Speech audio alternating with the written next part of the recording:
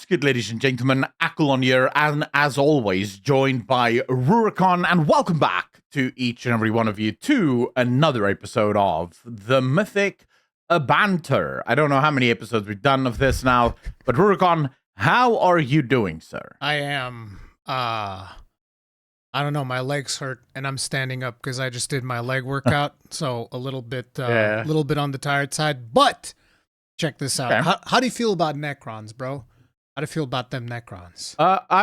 I'm very much intrigued by the Necrons. They're not my favorite faction in the whole of Warhammer 40k, but they're really cool. Look at this sexy boy right here. He's a little bit bright because he's under the light. But yeah, it's like I make my models a little bit brighter so that they look good on the tabletop, because otherwise they just end up messing up and looking like blobs of black on the table. Yeah, I'm a fan of the Necrons. I think the faction that scares me the purging most the in flesh, 40K, though, is the purging Tyranids. the flesh is definitely a good thing, right? I mean, I wouldn't agree with that, because I am very much a part of the Ultramars, the Ultramarines. Rabute Gilliman. Also the Dark Angels. Big fan of the Dark Angels. Do you like blueberry muffins too? No, actually, I don't, which is interesting. Speaking of that, I'm not a huge fan of like desserts with fruits in them. I feel like if you're gonna be healthy, eat healthy. Don't try to pretend to be healthy. Bullshit. Eat something properly disgustingly unhealthy for you if you're gonna have dessert. For those of you that don't know, we just had to quickly take a break. But yeah, I don't like desserts. Although I have twice now had desserts with like friends of mine where I had this apple crumble thing, which was insane,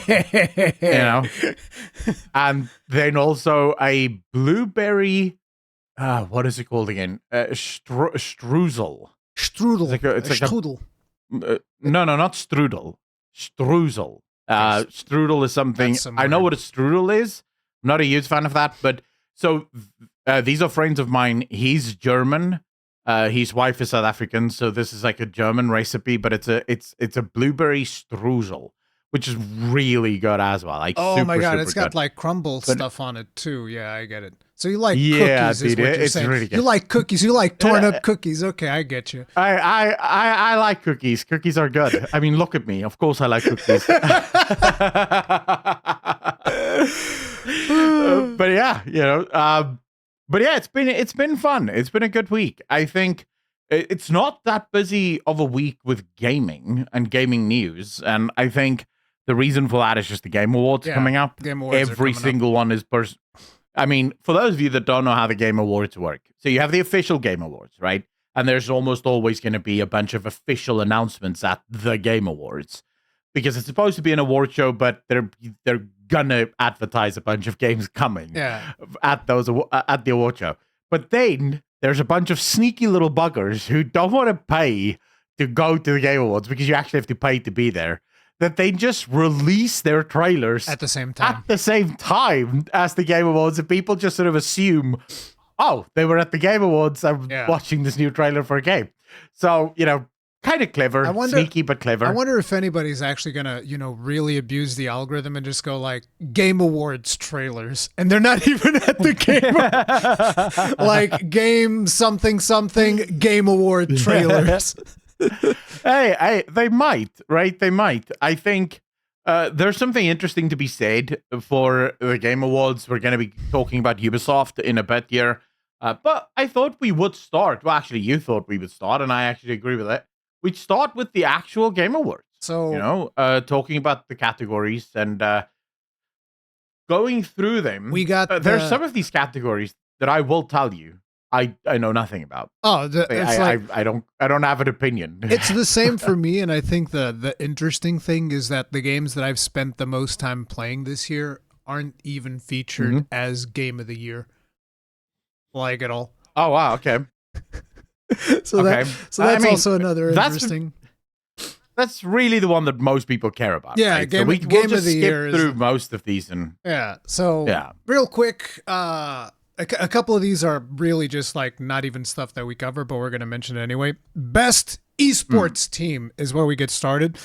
And there's Gen G from League of Legends, NRG for Valorant, Team Falcons for Dota 2, Team Liquid PH for, and this game title always cracks me up, Mobile Legends Bang Bang. and then Team Vitality for Counter-Strike 2. I have no dog in this race. I don't care. You see, for me, the problem with this entire thing is that they break the esports orgs up into their respective games that they won or that they did something amazing in. The problem here immediately comes with League of Legends. The world champions, once again, is T1. So if you're going to highlight a team from League of Legends, it has to be T1. They won Worlds. Right, Gen G dominates the Korean sector. So in LCK, Gen G is unbeatable. But on the world stage, Gen G continuously crumbles. So why would they even be in the running for top esports org in the world? Not to mention the fact that a lot of these organizations are across multiple. So Vitality, for example, has a Counter-Strike team. I think they have a MOBA, Dota team. They have probably like a PUBG team. We know they have a League of Legends team. So it's so difficult to judge. They specifically because unless you watch every single esports, how are you going to know? They specifically say it's not the full organization. It's just a specific esports team in that org. So I don't know. Yeah, but that's my issue. This is the most useless category purely because no one watches every single esport. Right? People have their esport that they watch. I'm a League of Legends esports watcher. So I watch LPL, LCK, and LEC. Right? Every single week of my life, I watch all of those games because I love League of Legends. I don't watch Valorant, Dota 2. So who am I going to vote for? Gen G. Right? Because that's the one I know. I don't know any of these other games. I don't care about any of these other games. Easy. So it's just such a useless category to throw in there. But yeah, I would say Gen G. Okay. Best esports athlete. We have Brock Sommerhalder, Chovy Yong-Yi-Hoon, Forsaken... Chovy? Okay. His name's just Chovy. Forsaken Jason Susanto, Kakeru Watanabe, Menard Saul Leonardo. No, it's not Menard. Isn't it Menard D or what? I don't know. He said it in a weird way when Jeff said that name. Zaiwu Mathieu Herbeau. And these are the best esports athletes. I know none of these people. I would vote for Chovy because he's the mid laner for Gen G, I would imagine. Yeah, okay. Yeah. And he is very good. Like, he is seriously probably one of the best mid laners in the world. Does he play Gragas? If not the best. He probably can. I've never seen him play it. I'm disappointed. If he doesn't, if he doesn't play Gragas, he's a mediocre mid laner. Sorry, bro. No, dude, trust me. This guy is insane. No, but the Gragas things is the that best I've character. seen him, it is what it is. Like people, I have seen junglers show up in his lane with the support. So it's a 3-on-1. And then he not only survives, he kills like 2 of the people that tried to kill him just now. Like, that's how good he is. He's almost flawless in almost every single game. Like, you can't get to him. You can't kill him. He's just always in the right place at the right time. So he's a really good mid laner. Okay. I don't think he's as good as Faker. Faker is the mid laner for SKT, and only because Faker has that clutch factor. Like, this is why SKT again this year won Worlds. Even though, and this is why I said SKT should have been nominated for the previous category. Sorry, guys, we don't even talk about esports ever, but I'm on a roll now. Right? SKT comes into the Worlds by a breath, dude. They're the 4th seed from the LCK. They have to play against the 4th seed from China, from the LPL, just to see who makes it into Worlds. Everyone says SKT looks absolute dog at the moment. There's no way they're going to get anywhere. They come from that to win Worlds, right? They just keep leveling up, and it's all because of Faker. Because this guy just, in the death knells of a game, where it's an elimination game, if they lose here, it's over, this guy finds the road. He finds that one avenue through which he can turn an entire game. And you just go, man, like, how does he always find it? Like, he's just always there. So yeah, I would put SKT's Faker here, but hey, Chovy is the one that gets it for now. Best esports game. I swear League to God, of Legends, easy. It's always the same nomination. I think these are the same nominations as last year. Counter-Strike 2, Dota 2, League of Legends, Mobile Legends, Bang Bang, and Valorant.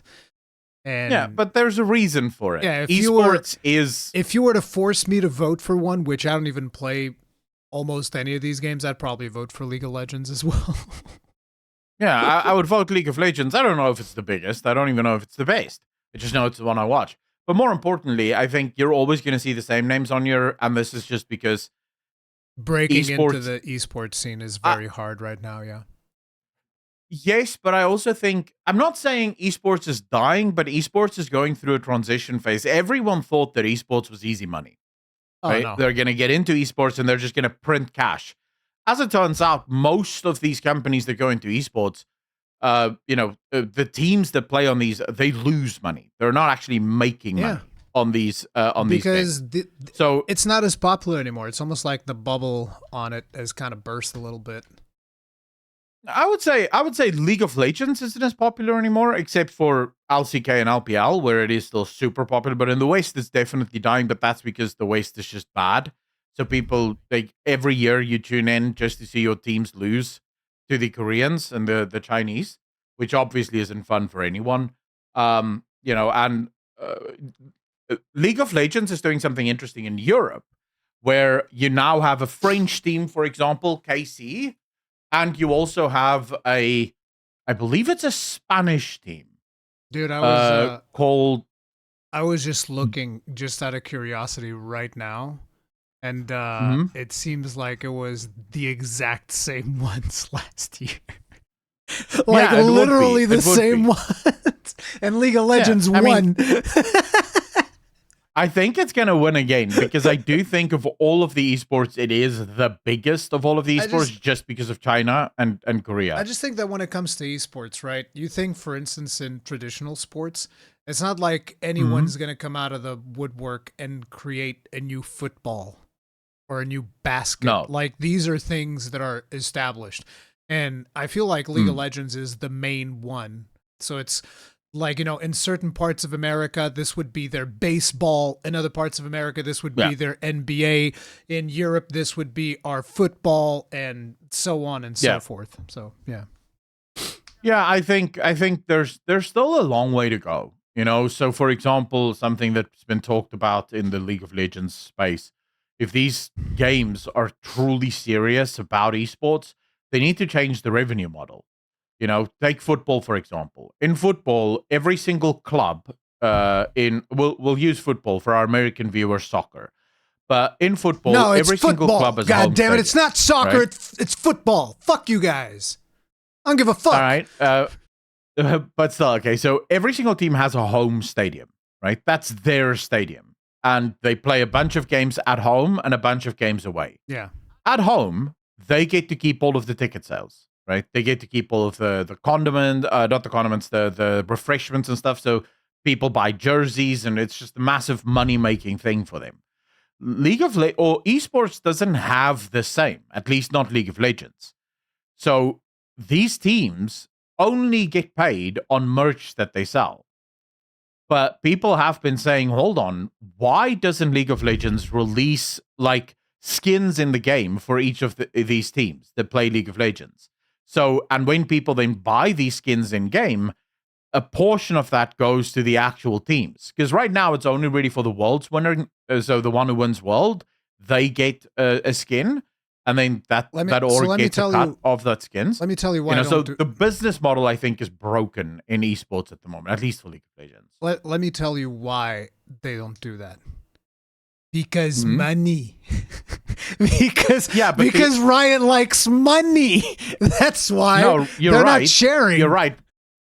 Yeah, Riot does love money, but Riot needs to also admit to themselves how much money League of Legends esports brings in.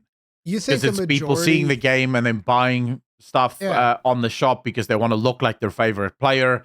And there's an actual economy like this. So they have tracked this. These esports teams don't make a lot of money, but they do make a lot of money for Riot. Yeah. But the thing is, you think that the executives and the higher ups, they give a crap about that? They're like, what do you mean we want to give a percentage of our profits to some friggin' rando team? Screw that nonsense. I ain't doing that. Again, I don't know nothing about this, but I highly doubt that people can see anything besides the immediate profit when it comes to this industry for 90% of the cases. But we have to admit also this is a brand new sport, right? It's still in its infancy. You look at football, you look at rugby. These are sports that have 100+ years on this, right? And they've had so much time to develop throughout that time. So I just think we'll see what happens in the next decade or so. Something like a StarCraft 2, for instance, would require way more skill than something like a League of Legends. That's just my opinion, because at least just in sheer dexterity of the people playing the game, because you have to micro a lot more units rather than just the one, right? But this one requires more team play, so it is what it is. But I think I kind of miss seeing StarCraft there. Is what I'm saying. I think they're equally difficult, but for different reasons, right? And you are correct. StarCraft has its own unique stuff. But the problem with StarCraft is the same reason why a game like Dota has never really been able to challenge League of Legends in terms of its dominance. Too technical. The more technical. It's why World of Warcraft Arena has never taken off as an esport. Yeah, because it's also because you have you need a game where the average layman who has never played the game can tune in and see and understand within 5 minutes what the hell is actually going on here, right? Where you can't do that with WoW. Bro, you're not gonna how are you gonna know what needs to be this guy's shielded, he can't be done that. What does a shield even do? Why is he doing this? What is this? So it's they have a lot of stuff to figure out. It's actually really funny, because I was just having this discussion not that long ago, because, I've been to some Kill Team tournaments. I really like Kill Team, which is the tabletop game that I play with the miniatures.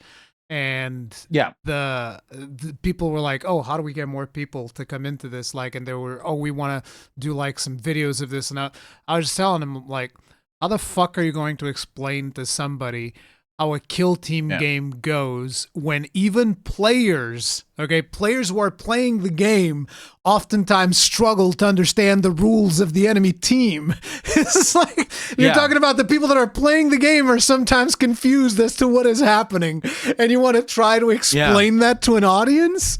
It's that's insane. This is always going to be super niche, because it's just incredibly complex. It's very, very hard. The truth is, the reason why people love playing it is also the reason why a lot of people love watching. Don't like watching it. Yeah, it's too complex. Yeah. Anyway, but anyways, League of Legends is my vote there. Yeah, I probably would vote as well for League of Legends. For the other stuff, I wouldn't even vote for teams and what. I don't know any of those people. Anyway, Content Creator of the Year for a streamer, content creator who has made an important and positive impact on the community in 2025. Kedral, Kai Sanat, Moist, Critical, Sakura Miku, and The Burnt Peanut. I know 2 people on this list. So I know 4 people on this list. Damn. I know Kedral, I know Kai Sanat, I know Moist, Critical, and The Burnt Peanut. My brother is a huge fan of his. He's super funny, apparently super funny. Every clip my brother has ever shown me of this guy. So everyone I just sort of sit there and go, except the anime Avatar. Yeah, why would I know an anime character? I don't really watch the VTubing space at all. I have a couple of friends who are VTubers, but they know I don't support that. Not because I have a problem with VTubing. You don't support VTubers? What the crap, dude? I don't care. There's nothing for me to connect to, so I'm just whatever. I mean, you should just say that, it's not that you don't support them. It's just, you don't treat them any differently than anybody else. Let's put it like that. No, but I don't support them. You actually don't watch them, so why would I support them? Okay, fine. No, I mean, I think you're thinking of I don't support them. In other words, I want it to go away. Yeah.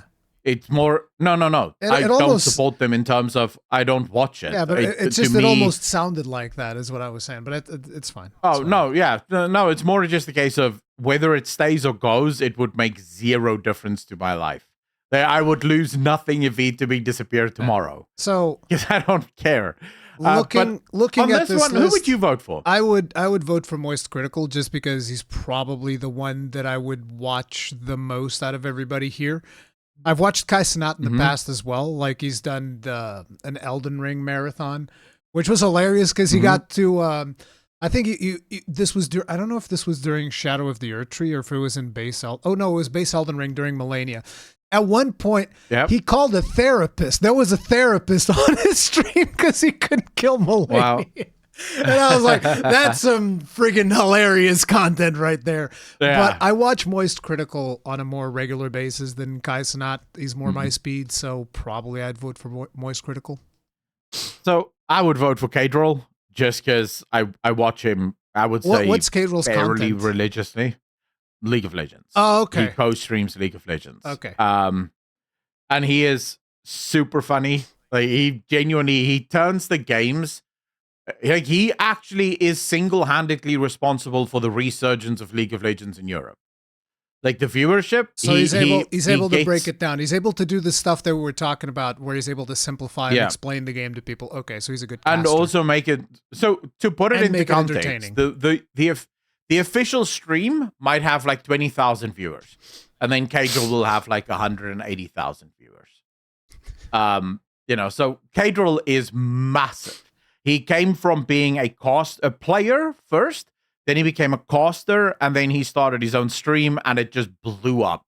He's also a super nice guy. Like he doesn't ever get involved in politics or any nonsense. He just sort of keeps to himself on all that stuff. He just focuses on the game, focuses on what he loves. And what's really cool, he started his own esports team, like his own League of Legends team that he sort of, just brought through the whole sort of second tier and first tier of League. Not first tier is the big boys. He's teamed it so well that he's been invited to participate in the official tournament for the winter split next year, for the official LEC. So I like Kedral. I would vote for Kedral. So this next, but Moist Critical would be my runner-up. Yeah. So this next category is actually a category that I'm usually very excited for, and this year I am brutally disappointed by the nominees of this category. This is for most anticipated game, and we have 007 First Light, Grand Theft Auto 6, Marvel's Wolverine, Resident Evil Requiem, and The Witcher 4. How do you feel about this? Because I got things to say about this particular category. So I would say I'm maybe somewhat optimistic for 007 First Light. It looked kind of alright when I saw it. Grand Theft Auto 6 is just gonna win, right? What's even the point of talking about it? It's auto win because like the fandom of this game will buy it in droves regardless of whether it's a good game. Yep. It's kind of like the Pokemon effect that's reached critical mass. So people are just going to play it, period. You know, it is what it is. Marvel's Wolverine, I have no interest in playing that. It's a Sweet Baby Inc. game, so they would not see a penny of my money. In fact, I would have loved to stop everyone else from playing it too. Damn, but it's probably going to happen anyways.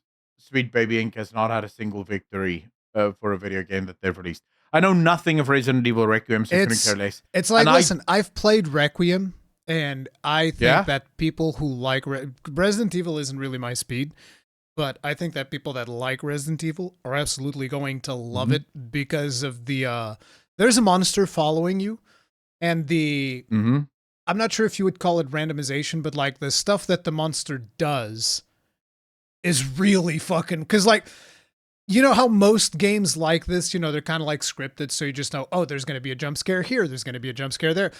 Like, I failed the mission a bunch of times because I wasn't able to, like, identify one of the things that I needed to do.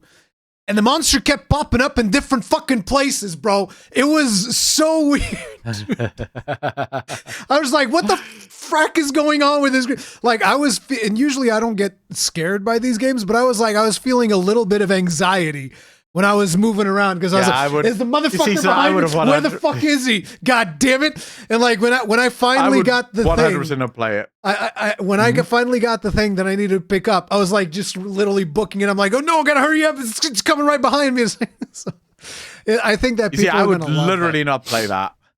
So I wouldn't play that. Yeah. So I couldn't care less. What I don't understand is why Witcher 4 is on this list. Do we have no rules for... What do you mean? No. It's not like...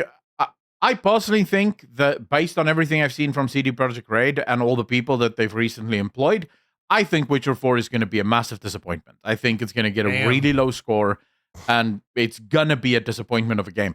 It's going to make money because just like every other franchise...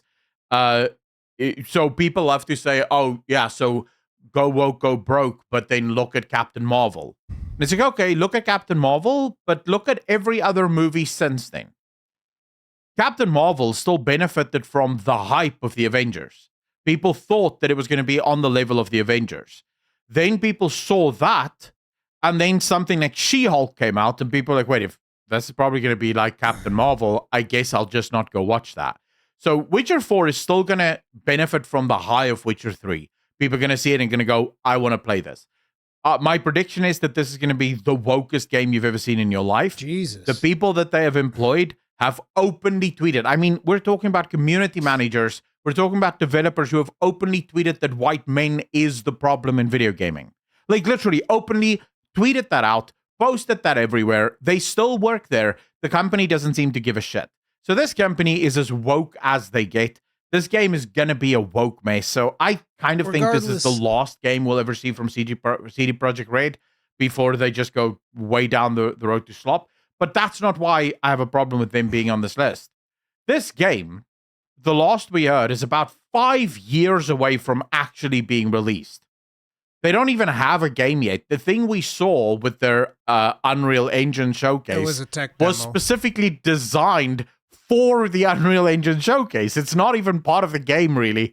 So it's just like, why are we putting it on the list? Like, we don't know anything about this game yet. We don't know when it's going to come out. Keep it for at least something that's going to release, in the next year or two. Not games that might be coming in the next 3 or 4 years, because we don't even know if this game even makes it to completion. The way games go, you can, look at Dragon Age the Veilguard. It took them almost a decade to get that game out. And how many times was it canceled and then not canceled? And then, so it's sort of like, I don't like when they put this. And I kind of think it was put on there because there's no other games there. And Grand Theft Auto had to be on there. But that's the thing. That's the thing that frustrates me about this category this year, is that there are a couple of amazing games that are coming out next year, and they're getting like almost no press, which is very, very frustrating to me. So, for instance, I have a game that, for me, clears every single game on this list. And I've already played it. That's the best. I've already played the game. Phantom Blade Zero. Okay. It's not even mentioned here. It was one of the if not potentially the best showing at Gamescom. Phantom Blade Zero. Not even featured here at all. So I don't know what's going on with that. Yeah. Another fantastic game, Crimson Desert, that's actually doing some really interesting... Yeah, why is that not on here? Yeah, it's actually doing some... People are freaking out about that It's doing some crazy shit in the open world space where it's like actually massive fucking battles, like gigantic. You can do wrestling moves. There's fucking mechs for some reason. I don't even know where the mechs fit in. It's just like, it's absolute insanity, that game. And not even mentioned here. Actually, proper innovation in that game. It's crazy. I think that the problem is a lot of because this is a lot of those mainstream outlets and stuff like that, and they're constantly just like reporting on mostly mainstream games. And whenever you have something that's coming out of left wing, like, and I don't mean left wing politically, I mean like, fucking something outside the box. The thing, boys. Oh no! When it's something that's just like coming out, it's left field. That's the actual expression. Coming out of left field, like friggin' Phantom Blade Zero, Crimson Desert. None of that gets featured. Another game, Monster Hunter Stories 3. This is a game that's better than Pokemon, okay? If there's a new Pokemon, it would be featured here. Monster Hunter Stories 3, nobody's talking about it. They don't even know the fucking thing exists. It's genuinely disappointing that, like, all of these outlets, all of this variety of people that are doing all of this judging, and you just end up with this. And the other thing that bothers me a little bit is, like, listen, I'm excited to check out Marvel's Wolverine, straight up. But at the same time, like, that formula hasn't really changed that much. It's going to be an open world game. You're going to play Wolverine. You're going to slash some people up. You're going to do some side objectives. And it's like, hasn't really changed that much. You look at, you know, like your Monster Hunter Stories 3. You look, like, these are things that are actually changing the space. And I don't know. I just expected most anticipated game to be a little bit more.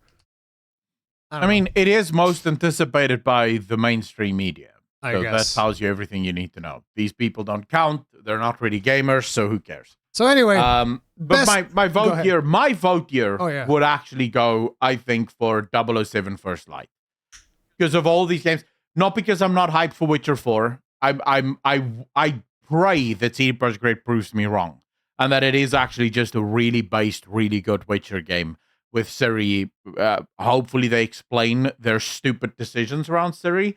But I'm hoping that because I loved Ciri in 3 and I loved playing as Ciri in 3. So if I can get that same play experience, I would actually enjoy it. But 007 First Light, I remember watching the trailer and just thinking, this looks really cool and interesting. So I would put that as my most anticipated. And again, same thing with Grand Theft Auto 6. I'm probably going to end up playing it, but I'm not that hyped for it. It's more just like, oh, I'll play it. Sure, I liked 5, so why wouldn't I like 6? I would probably vote for Resident Evil Requiem because I'm a Capcom chill, so whatever. Yeah. No, actually, it's just because of the lineup. Like, if I was to say, which one of these games am I most excited to play? And I don't even play that much Resident Evil. It's probably Resident Evil because I'm not excited to play any of the other ones all that much. Like, sure, I'll check out Marvel's Wolverine or whatever, but it's like, I don't know. Yeah. The next topic here is best adaptation. Right. So this is games that turned into movies or series. Yeah. It's the Minecraft movie, Devil May Cry, Splinter Cell Death Watch, The Last of Us Season 2, and Until Dawn. So Until Dawn was a fantastic video game. I don't know anything about the series or whatever. The video game was great. I loved it. Like, that's where the expression, that's the first time I've heard the expression, I'm going to take her to the bone zone. And I was like, bro, that's an amazing expression. What do you mean? That's the best. Hey, babe, you want to come down to the bone zone? I don't know anything about the game or the movie or whatever. The game was fun. The movie, I don't know, but go ahead. For me personally, I would vote for Devil May Cry. I really enjoyed Devil May Cry, the anime. I haven't watched any of these things. I think the Minecraft movie looked ridiculous. I never watched it. So. Yeah, I haven't watched it, but it just seems like it's miserable. And I'm just not interested in any of these other things. I guess I could probably watch Devil May Cry, but I haven't really had the time to watch it. But yeah, I don't know. I don't even know. Devil May Cry is really good. The problem for me with Last of Us Season 2 is it went increasingly more woke. If this was Last of Us Season 1, I would have voted for that because I thought Season 1 It's like was the really video good. game. The first one was great. Second one, not so much. Yeah. Well, it's just, it became ever increasingly more political. And then, I sort of check out of that. But yeah, I would vote for Devil May Cry here because it's good. You'll enjoy it. I don't know. I've heard some people say it doesn't really stick to the lore of the game and it takes sort of shortcuts. But Adi, the guy that made it, I don't know his surname, can't pronounce it, but his name I think is Adi. He basically said that that's exactly what his point was, right? He doesn't do adaptations purely to stay faithful to the source material. The source material is there, and he will use what can be used, but if he needs to make changes to make it work for the screen, he's going to do it. So I really enjoyed it, but then again, I've never played a single Devil May Cry game in my life. So Devil for me, May Cry is really good. Like, especially the last one that they've done, Devil May Cry 5. Oh my god, that thing is gorgeous. Love it. All right. Then the next one here is based multiplayer game. Okay. Now, I have a feeling you're immediately going to say Elden Ring Nightreign. Easy money, baby. It is the best. It's just that simple. It's the best out of this category. It's not even close. Not even remotely close. It is what it is. Yeah. So I'll just quickly give you guys the categories here. Oh, the games here. Arc Raiders, Battlefield 6, Elden Ring Nightreign, Peak, and then Split Fiction. So I've heard very good things from Arc Raiders. I think that Arc Raiders is probably going to win this one. From what I'm hearing from people are saying that it's genuinely fun, all of that stuff. Yeah. Battlefield 6, I've also heard very good things, so I guess that's also a strong contender. Then my little underdog, Elden Ring Nightreign, is bro, it's probably the most I've played of multiplayer this year has been Elden Ring Nightreign, because it's just really, really fun. And it's a budget game. It was cheaper than a regular AAA title. This was like $40 or whatever. And it's going to get a DLC update. And they've added a lot of like modes, and they've been supporting the game. So I think it's a ton of fun, and I intend to play it way more. So, yeah. I'll just throw in a little bit of a mix. Like, I'm going to mix some of the topics into this category thing of ours. Because Arc Raiders has been phenomenal. If you guys see the amount of players, the peak players, this game is really blown out of the water. But this game also happens to prove what an ex-Square Enix executive said about AI in video games. Where he basically made the point, his name is Jacob Navok, and he was the former director of business at Square Enix. And he is the current CEO of Genvid, a media company specializing in a unique mix of a streaming show and video games. And he basically said, people complain about AI on X and so on, but they clearly don't care about it when it's in their video games. Because Arc Raiders uses AI for voicing.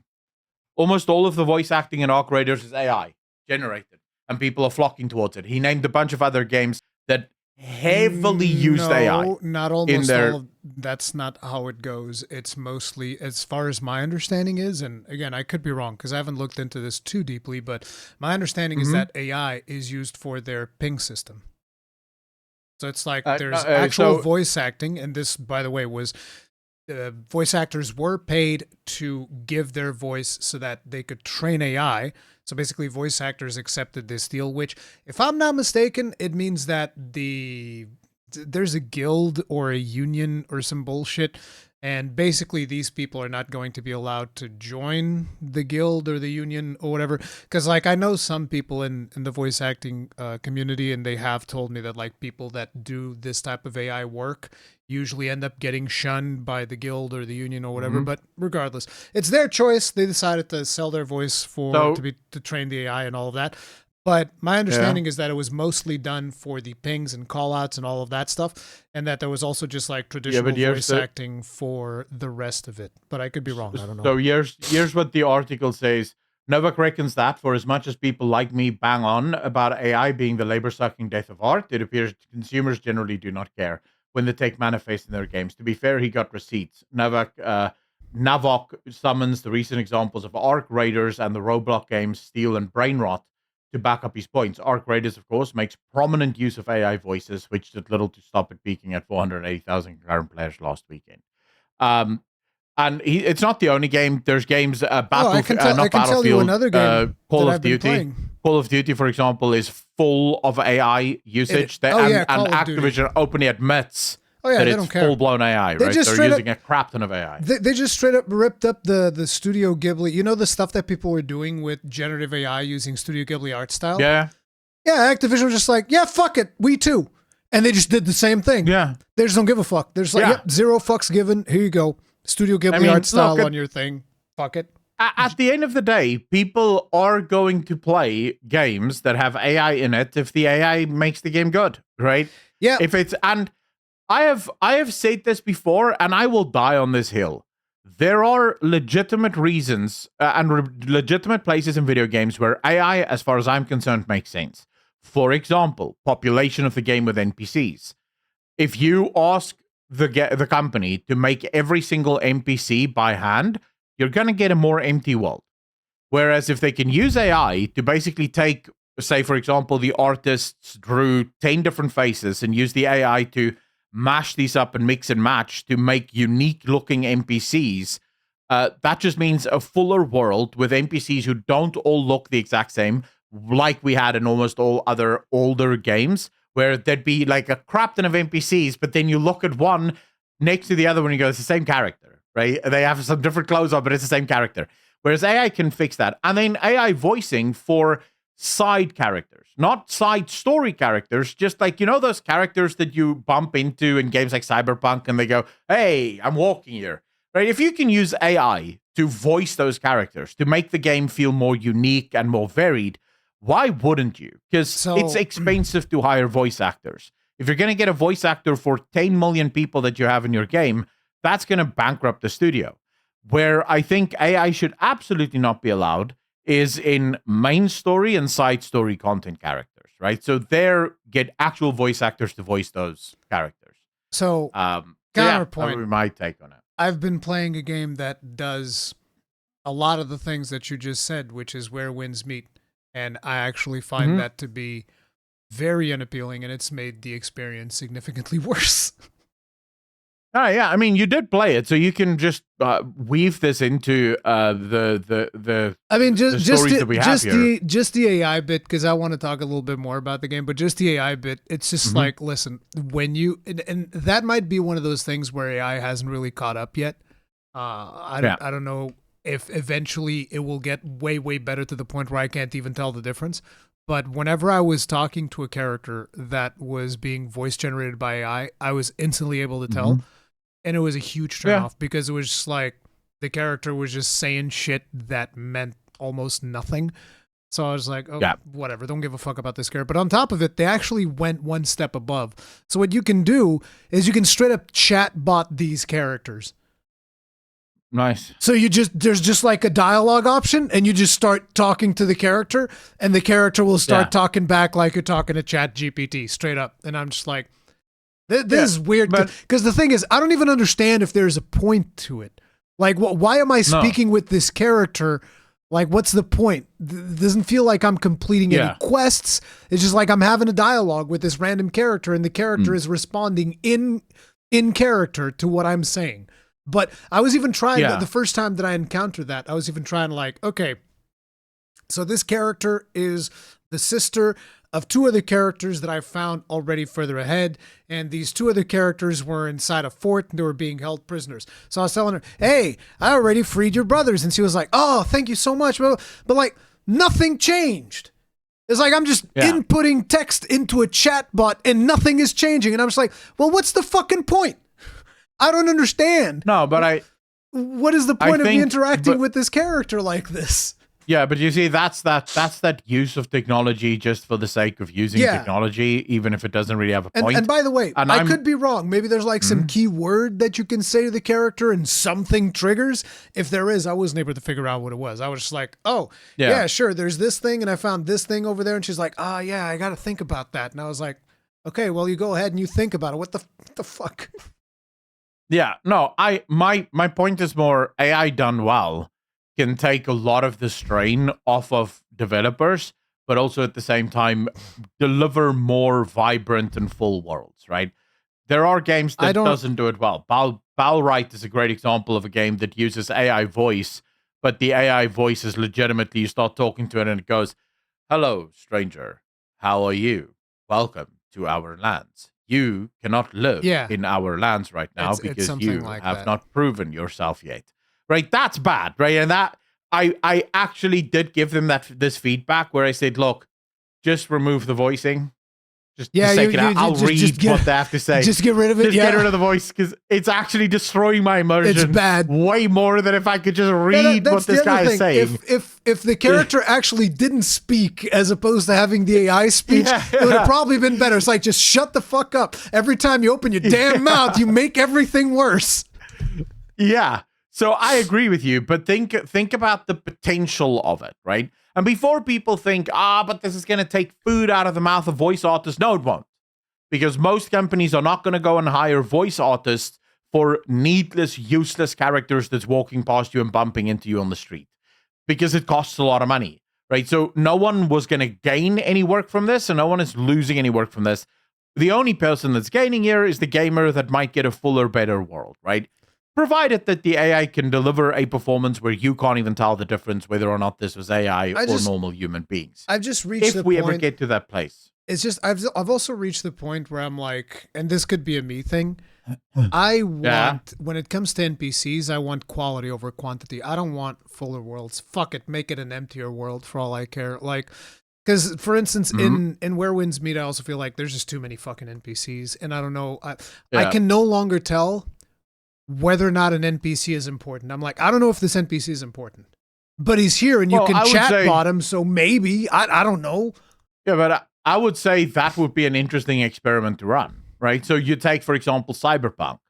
There's an option to lower the amount of crowds, the density of the crowds, and it makes a markable difference on performance, obviously.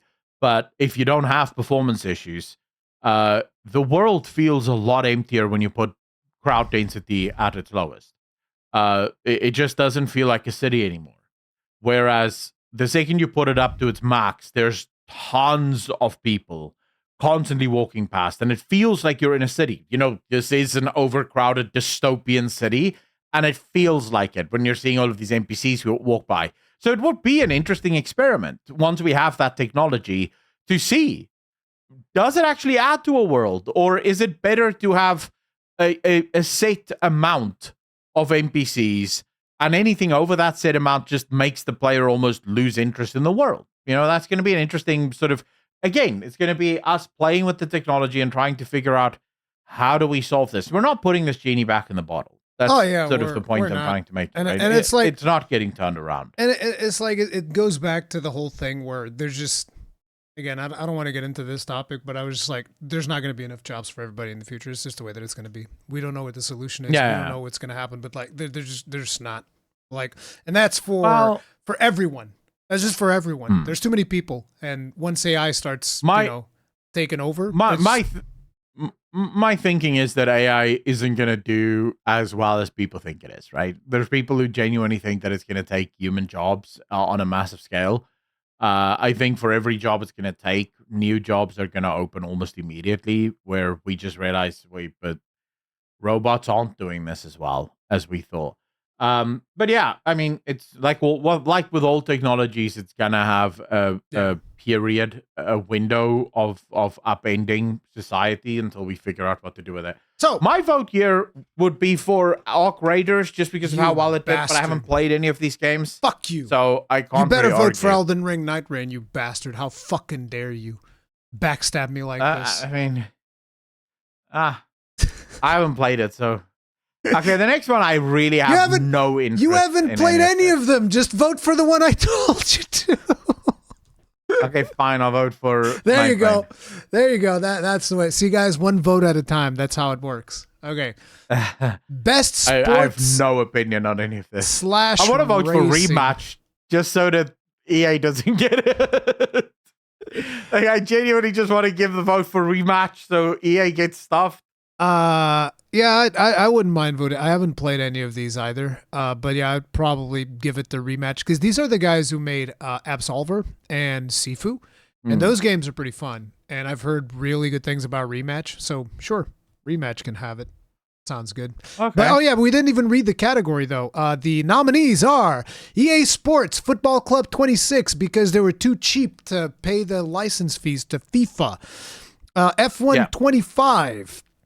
Mario Kart World, Rematch, and Sonic Racing Crossworld. I've also heard good things from Sonic Racing Crossworlds. Sounds fun, but yeah. So the only game I would not vote for on this list, outside of the EA titles, because obviously those don't count, is Mario Kart World. I would not vote for that. So that leaves Rematch and Sonic Racing Crossworlds. Yeah, pretty much. I would vote for either of those. It's fine. I would not even have this category, but okay. So base them now. This is your neck of the woods. Yeah. On this list, This is best I sim have to give it to the altar. strategy. Best sim / strategy.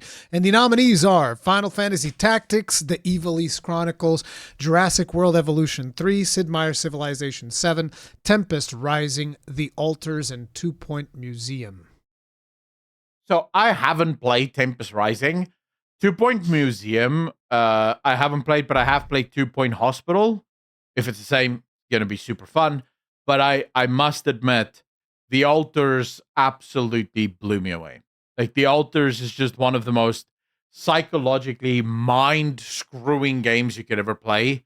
It is fantastic. It's such a good take on the survival sort of meta that I genuinely think, yeah, if you have an opportunity to play The Altars, you absolutely should, because it's really, really good.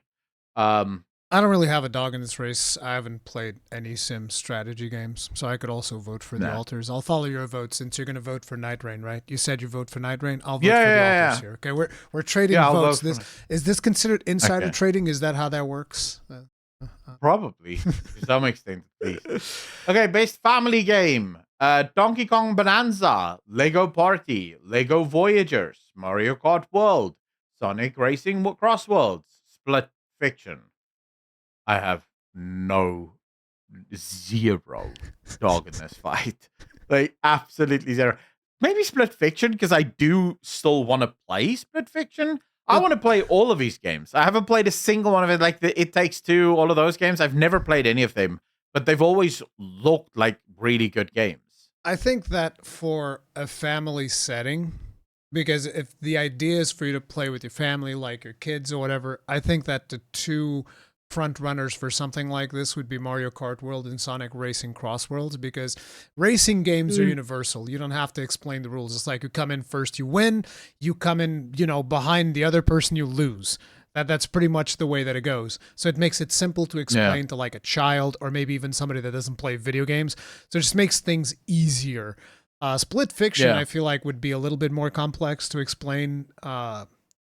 Again, I'm just looking at it logically as a family type thing.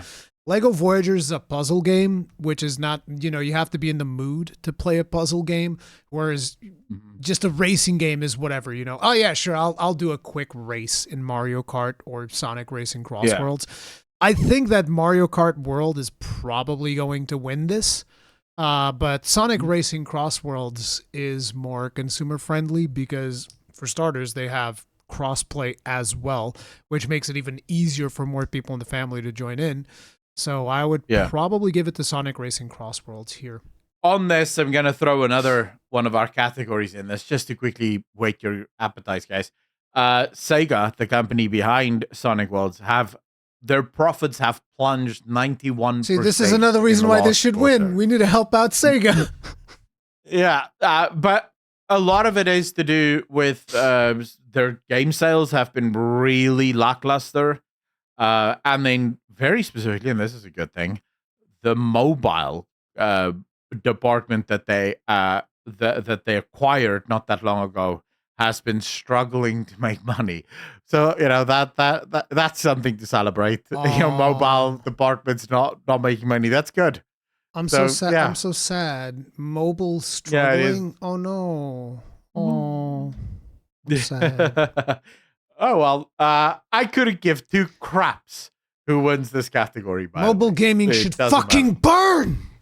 Anyway, agreed. I'm sorry. What? Sonic Racing Cross Worlds would get my vote. Let's move right along.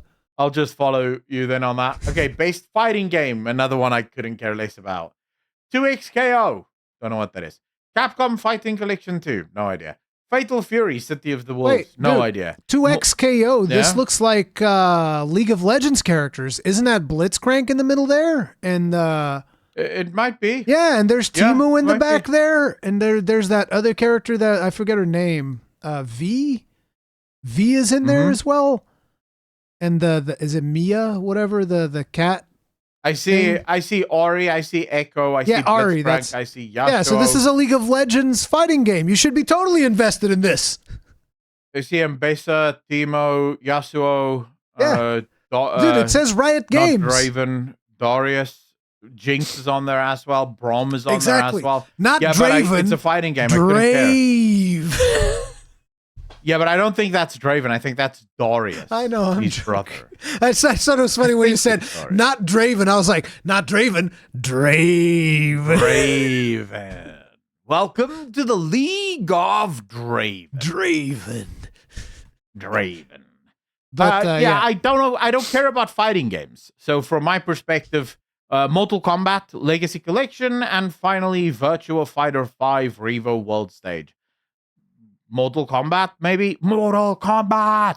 That's all I know about Mortal Kombat. So I don't know. I guess I'll vote for that.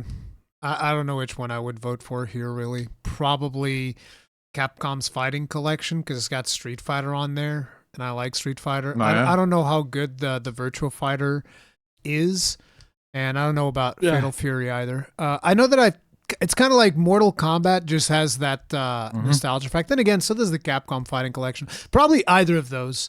Either Mortal Kombat or Capcom Fighting Collection. But then again, I haven't played any of these games. Well, I've played a bunch of the Mortal Kombat games and a bunch of the Street Fighter games. But the other ones I haven't touched, so I don't know. I don't have a dog in this race.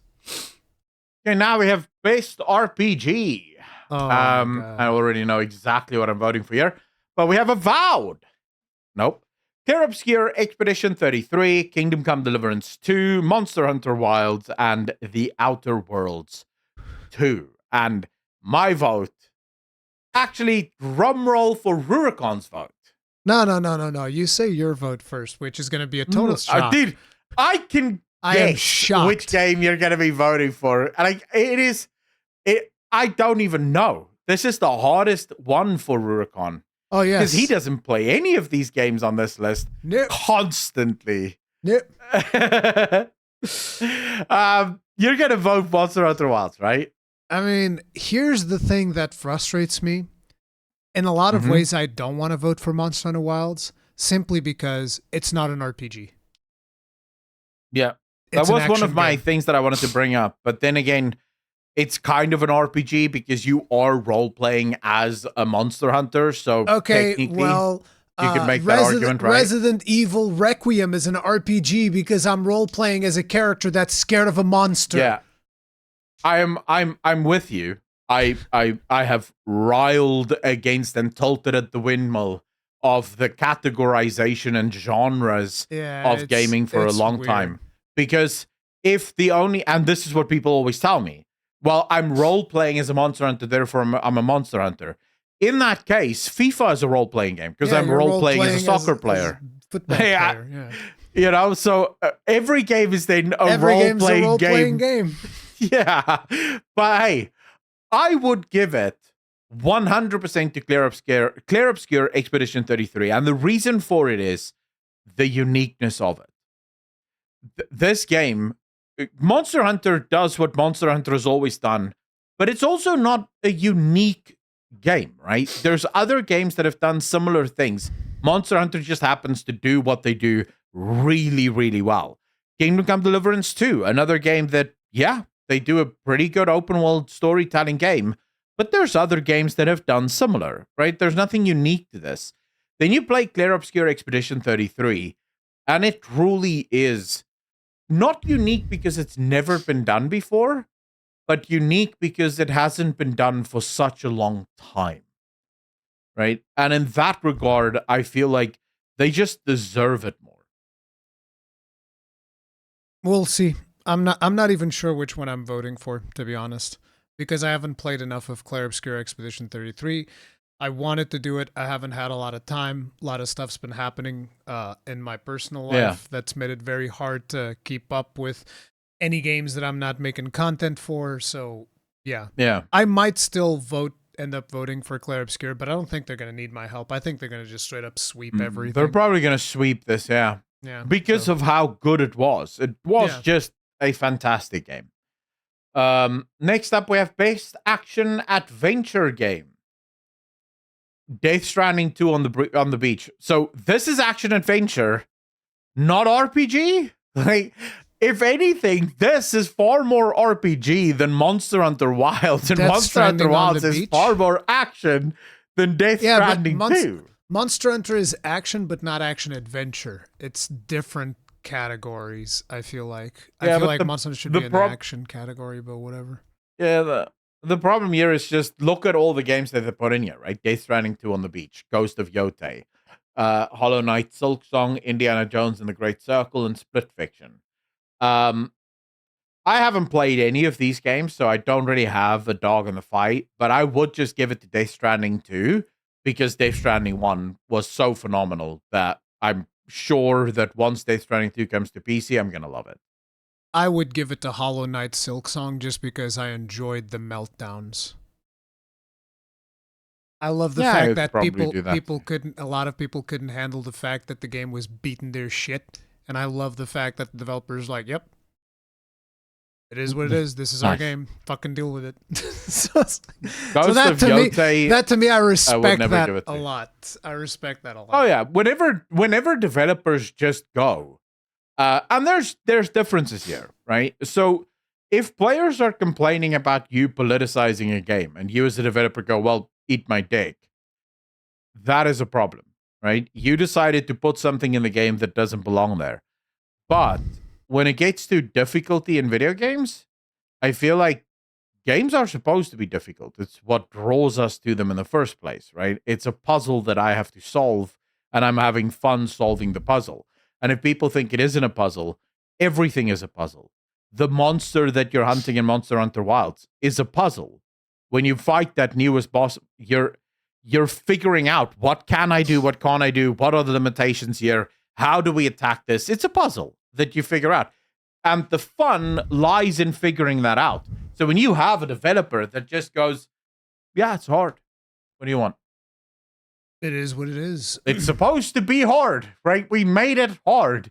This would be the equivalent of you phoning up the puzzle company because you bought a 1,000-piece puzzle and you go, wow, there's way too many pieces in this puzzle.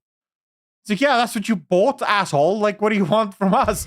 Like, you should have bought the children one if you didn't want to have a 1,000-piece puzzle.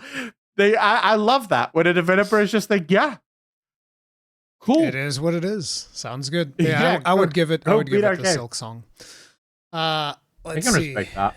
Next up, Best action game. Best action game: Battlefield 6, Doom: The Dark Ages, Hades 2, Ninja Gaiden 4, and Shinobi Art of Vengeance. And out of all of these, I would...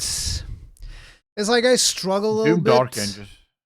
I played Doom Dark Ages. The problem with Doom Dark Ages is that it has a lot of levels that kind of outstay their welcome. I didn't finish Doom Dark Ages, but I played a significant chunk of it. I did finish it. It's a ton of fun. I enjoyed it a lot. I forget if I was playing on max difficulty or the one below it, but it's a lot of fun. I love the shield combos and all of that stuff. It's a blast. Yeah. The reason I'm conflicted is because it's between two games. It would either be Ninja Gaiden for you. Doom: The Dark Ages or Ninja Gaiden 4. The problem is I feel like Ninja Gaiden 4 did a poor job of balancing their game because they went on the whole thing of like, oh, we're going to have fucking 5, 6 different we spoke about this last week where you said some of the bosses were just impossible. No. But then also some of the bosses were... They weren't impossible. It's just like, it was weird the way that, oh, this boss feels way harder, and then the next boss feels like super easy. It was more like the beginning portion of the game felt nearly impossible, and then you get to the midway point, and then just everything is giga easy until the end. And it's just like, I don't understand how you balanced your difficulty. The balancing felt broke. Yeah, it felt weird. Could be a me thing. I don't know. So that's the thing. So I could either give it to Doom: The Dark Ages or Ninja Gaiden 4, really. Yeah, for me, it would be Doom: The Dark Ages, not because Doom: The Dark Ages is a game without flaws. Because like you, and I think we spoke about it when we did our review of Doom: The Dark Ages, some of the levels are way too big. Yeah. Like, I understand what they wanted to go for, but it's just like you're backtracking so much and running from one side to the next, trying to, because you want to clear the whole map. And it's just such open spaces. And it's not always the most fun to traverse, you know? So, yeah, some of the levels, but I would say overall, the story was phenomenal, fantastic. The gunplay is just so viscerally fun. Good, yeah.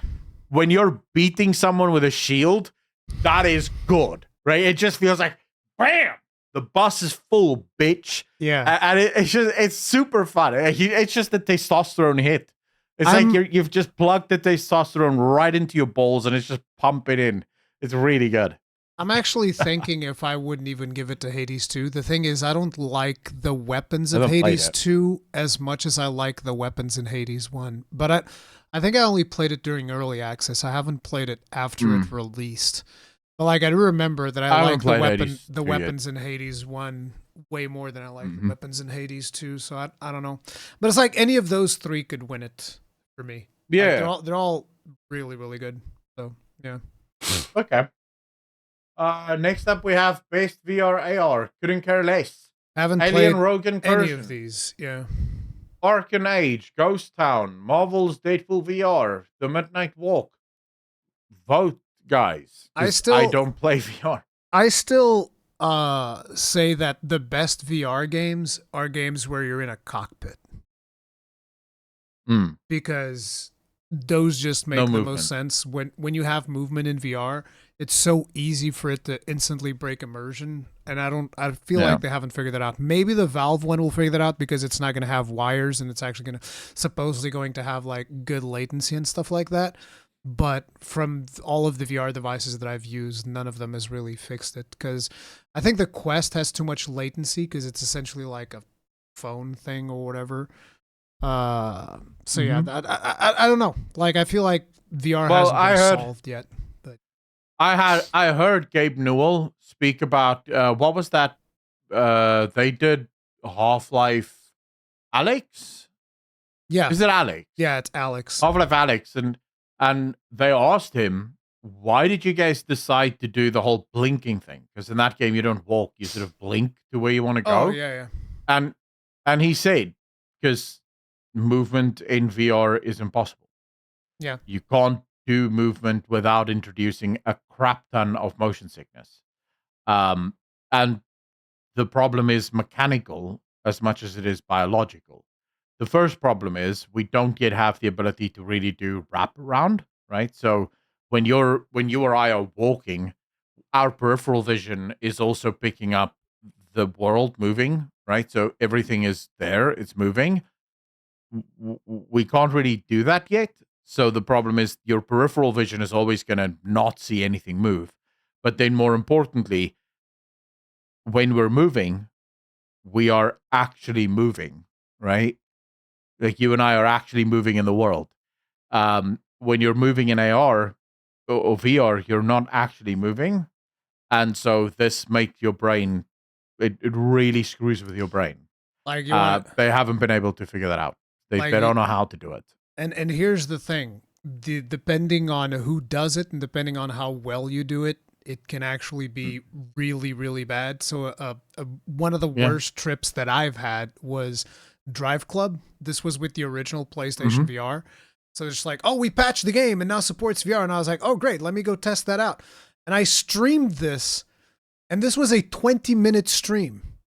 Because after 20 minutes, I felt so sick. And I do mean so sick that I was like, hey, guys, I'm not feeling very well. I'm going to stop the stream.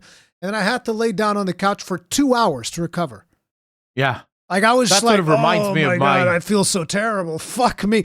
Like my friend, is when I described this, like, oh, that looks like the vomit comet. And I was like, yeah, that's exactly what that was. Yeah. That sort of reminds me of my stream on Fallout 76 years ago when it first came out. So hyped. We're going to play Fallout 76. Obviously, log in, realize, oh, no field of view slider. That's an interesting choice for a PC game. Within 15 minutes, I have a blinding headache and I feel like I want to throw up. Like I am sick to death. And 20 minutes in, I'm like, guys, I can't play this. PC only players are babies. Streaming. Y'all are babies. I can't deal with motion sickness. Like I can't even in the car. I can't look at my phone. I can't read in the car. I get seriously ill. It's like, I'm joking, but I do find it interesting that it's mostly a PC gamer thing. Because like it's mostly people that majorly play PCs. Like they can't handle the small FOVs. Like you get, I don't know what causes it specifically just to PC gamers. It's what I've I guess I guess it's because in the past we always used to have FOVs all the way since Quake. Mm-hmm. Right? Like I think even if the original Quake doesn't have it, like Quake 2 absolutely had it, and Quake 3 and so on. All of those games had FOV sliders, and I think that people maybe just got used to it because on consoles it's never been that big of a deal. No. So the actual issue has to do with how far away you're sitting from the screen. Oh, at least that's what I've heard. Good point, because console players usually would send like on a couch and there's a big TV. Yeah, you'd sit, even when you're just, for example, on your PC playing with like your console on your PC screen, you're not confined to having the desk close to you, sitting with your hand on your mouse and your keyboard, right? You're going to automatically move away a little bit because you want to have space for your controller, right? So that space is what allows you to have field of view not that wide. Whereas when you're playing on a PC, the screen being so close, it just causes a whole boatload of issues. That's at least what I've heard. Yeah. I might be wrong on this. Maybe someone in the comment section will tell us, no, actually it has to do with the exact firing of the neurons of your brain or whatever. But I just know if I can play at a minimum 95 field of view. That's a minimum. And even then, in some games, I will actually start to feel sick. Then you can't, especially games with like most console games default to 90, if I'm not mistaken. Yeah. But again, on console, this doesn't matter, right? So I played God of War 3. Not 3, but the God of War. You remember the first one after... 2018? God of War 2018, yeah. I played that one on console, on the PlayStation 4, I think it was.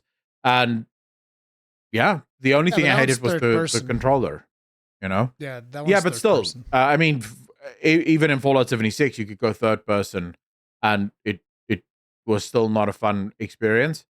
So yeah, I just really struggle with field of view on PC. But yeah, I don't play VR. Yeah, so for me, I haven't played VR in a very long time, and I still think that probably the best VR game that I've experienced is probably No Man's Sky. No Man's Sky. I would like to request that we skip the next category. No, I think we should definitely do the next category. It is best mobile game. For the best game playable on a mobile device, more like for the best gotcha slop your eyeballs can tolerate. So we have Destiny Rising, which is gotcha slop. We have Persona 5, The Phantom X. I actually have no idea what this game's about. But looking at characters, it almost seems like it might be a gotcha as well. I don't know. Then there's Sonic Rumble, which I would expect to be something similar to Mario Run. I don't know. Uma Musume Pretty Derby. This one's probably going to win because like the horse girl racing game. So I'd expect this one to win because it's been really popular. And then we have Wuthering Waves. So at least 3 of these games are gotcha. 2 of those games are gotcha slop. I don't know about Uma Musume because I hear like really good things about it, but I don't know. And I don't know about the other ones. I vote that all of these games lose because they're mobile games. I vote for that too, yes. I vote for that too. And so there's a small story within the next category, which is best debut indie game.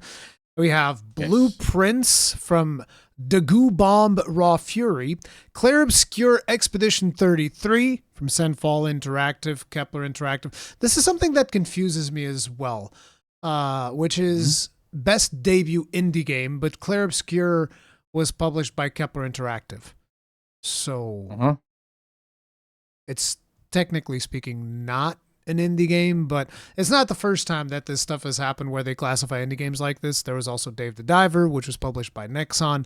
And, a lot of the games in here. But I think it might have to do with the funding, like how much the publisher contributed to the funding. I'm not 100% sure how it works. I don't necessarily even think that it is, because publishers, even independent publishers, have gotten so big nowadays that they have millions of dollars lying around. Right, so Kepler Interactive is a giant publisher, but they're not on the level of Ubisoft or EA in terms of like AAA, right? Even though they've done some AAA games that makes them probably in that league. But I think nowadays we do, because indie used to be independently published, right? It's a game that would be self-published almost on Steam. Yeah, exactly. That would be an indie game, right? But I think it's sort of shifted away from that towards not with publisher money.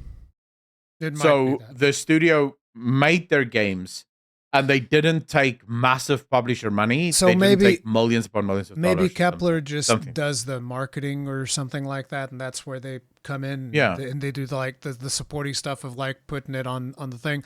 But like, yeah, it's just a strange situation. But regardless of that, so Clair Obscur Expedition 33. Then there's Despolote by Julian Cordero and Sebastian Valbuena from Panic.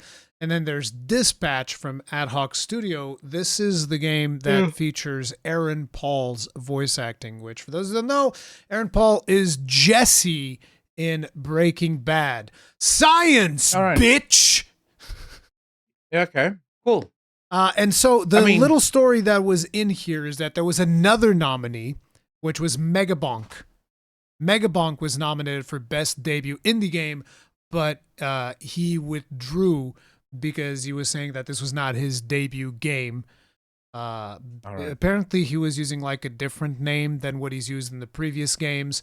And when Jeff announced the nomination, he said, no, this is not my first game. I've done games in the past. So, he just withdrew himself from the race. Basically. Oh, absolute respect for just being like, look, guys, no, I don't deserve to be on here. I mean, I'm going to give it to Clair Obscur Expedition 33. There's not only the fact that I don't know any of the other games on this list, including Mega Bonk, whatever the hell that is called. But for me, again, I'm going to... Every single time Clair Obscur is nominated here, I'm always going to vote for Clair Obscur just because of how uniquely brilliant and fantastic Clair Obscur Expedition 33 is. So this one goes to Clair Obscur Expedition 33. For me as well. Best independent game. Best independent game. Oh, man, I'm going to be shocked. Anyway, I want to check this game out as well at some point, which is Absalom. I actually have this game. I do want to check it out because a friend of mine told me that you can play as a dwarf with a gun. And I was like, oh, shit. There's a dwarf with a gun? I didn't play that game. So Absalom, Ball X Pit, Blueprints. That's such a fun game, by the way. Ball X Pit? Such a fun game, dude. I've heard you should give it a go. It's a silly game, but it's really fun. Blueprints, Clair Obscur Expedition 33, Hades 2, and Hollow Knight Silk Song. Must you even ask? You're gonna go for Clair Obscur Expedition. 100%. It's like the thing is, if you're talking specifically about which one's the best, Expedition 33 is just gonna sweep. They're gonna sweep. Yeah, it's actually going to be embarrassing the amount of awards these guys are going to win this year. They may as well just stay on the stage. They'd be tired getting up and getting off all the time. I don't even know if I like Expedition 33 more than a lot of the games that are in here. I just haven't played the other ones because I do want to check out Absalom and Hollow Knight. But right now, I'd probably give it to Clair Obscur as well. I think it's going to be Clair Obscur. Best community support. Baldur's Gate 3, Final Fantasy 14, Fortnite, Helldivers 2, and No Man's Sky. So the Final Fantasy 14 community, the Final Fantasy 14 community has not been super happy about Final Fantasy 14. No. So this almost feels like a filler nomination. And by the way, I'm a fan of 14. Happens. I just don't like Dawn Trail, but I'm a big fan of 14. Yeah. So I'm all for supporting 14, but I just feel like this feels like a filler nomination to me. Yeah, but it doesn't matter if they do this. I mean, World of Warcraft, I think last year or the year before, got nominated for Best MMO. And it's like, what planet are you guys living on? No one playing World of Warcraft likes the game. Yeah. What are you talking about? But anyways, they put it on here. In my personal opinion, I think this is between Baldur's Gate 3 and No Man's Sky. I think No Man's Sky absolutely fucking sweeps this. And if it doesn't, it just means that people don't fucking play No Man's Sky. The amount of content this game has gotten to the point where you can now build your custom ships Okay, you can just straight up build, and I'm not talking about the small ships that you used to have in No Man's Sky. We're talking about big fuckers. Like there's people that are making massive fucking ships that you can make right now in the game. It is crazy. No Man's Sky absolutely deserves this more than any other title in here. Straight up. Why I would give it to Baldur's Gate 3 instead of No Man's Sky is it was this year that they did. It was this year that they did the class updates, right? That's why it's in here. Yeah, the mega update that they've done. Yeah, I think this was their final update, right? So, but no one expected any updates. There was never any promise of any new content coming. The game launched in a fully completed state. Yeah. That was the game that you got, and since then we've received, I think, something like 18 major patches, adding new stuff to the game, major changes to the game, major balancing patches to the game. And none of this was required, right? They didn't have to do that because it is ultimately a one and done game. You know, you buy it and it's done. So, in my opinion, it just sort of, I personally think that it speaks wonders for the game. So I would go with Baldur's Gate 3, but I can see why someone would vote for No Man's Sky. I don't see why anyone would vote for Fortnite, but if I'm going to be objective, they do also update their game constantly, and they're constantly working on the game. So maybe that also makes sense. Next category here, we have Best Ongoing Game. May as well be part of this previous category, but anyways, here we go. Final Fantasy XIV, Fortnite, Helldivers 2, Marvel Rivals, and No Man's Sky. On this one, I actually feel like, by definition, you must give it to No Man's Sky. Yep. And here's why. Let me explain why. All of these other games charge money to incentivize further production on their game. No Man's Sky does not. You buy No Man's Sky and you have it. And congratulations, you're just getting all of this stuff for free. They're just rolling out new patches constantly for you to just consume. At no reason, right? Again, it's the same argument with Baldur's Gate 3. They have no monetary incentive to actually roll out these massive patches. I've played No Man's Sky a couple of times on and off. I don't even know if there's a cash shop in the game. There might be, but the fact that I don't know about it and I have played the game before tells you how not greedy these guys are. Right? Because in most games, you're reminded within the first hour that there is a cash shop for you to spend some money on. Yep. Because, hey, we have to market the cash shop. The fact that I don't know if there's a cash shop tells you the kind of company that you're dealing with here. And I think just based on that, because you think about it, Final Fantasy XIV has subscription, they have cash shops. So ongoing production makes sense, right? They want people to play so they can pay subscriptions and buy stuff from the cash shop. Fortnite, cash shop. Helldivers 2, cash shop. Marvel Rivals, cash shop. No Man's Sky, what incentive is there for them to actually keep making new content? Yeah, there's none. They just like doing it. They just like developing the game. He said this multiple times, and they're also reusing stuff that they're building on their new game that they're working on, Light No Fire, and they're just bringing those features into No Man's Sky. Yeah. So, yeah, from my perspective, No Man's Sky has to take that. There's just no question about it. The next category is called Games for Impact. Now, that usually means woke. Who was the wokest game of all the woke games? Dude. No, it means they're bringing attention to, maybe disabilities or other things. Like woke just games. Yeah. I haven't played any of these. We have Consume Me, Despelote, Lost Records, Bloom and Rage, South of Midnight, and Wander Stop. I want all of these games to lose. Jesus Christ. And lucky for me, they all did lose. Money and everything. So great stuff, boys. Keep making the games for impact woke bullshit. And keep losing that money. Love it. Innovation in accessibility. Another one of those categories that should belong with the woke bullshit. No, because this one's for like, they do the stuff that like high contrast or special controllers and shit like that. That's what these guys are doing. It has nothing to do with wokeness.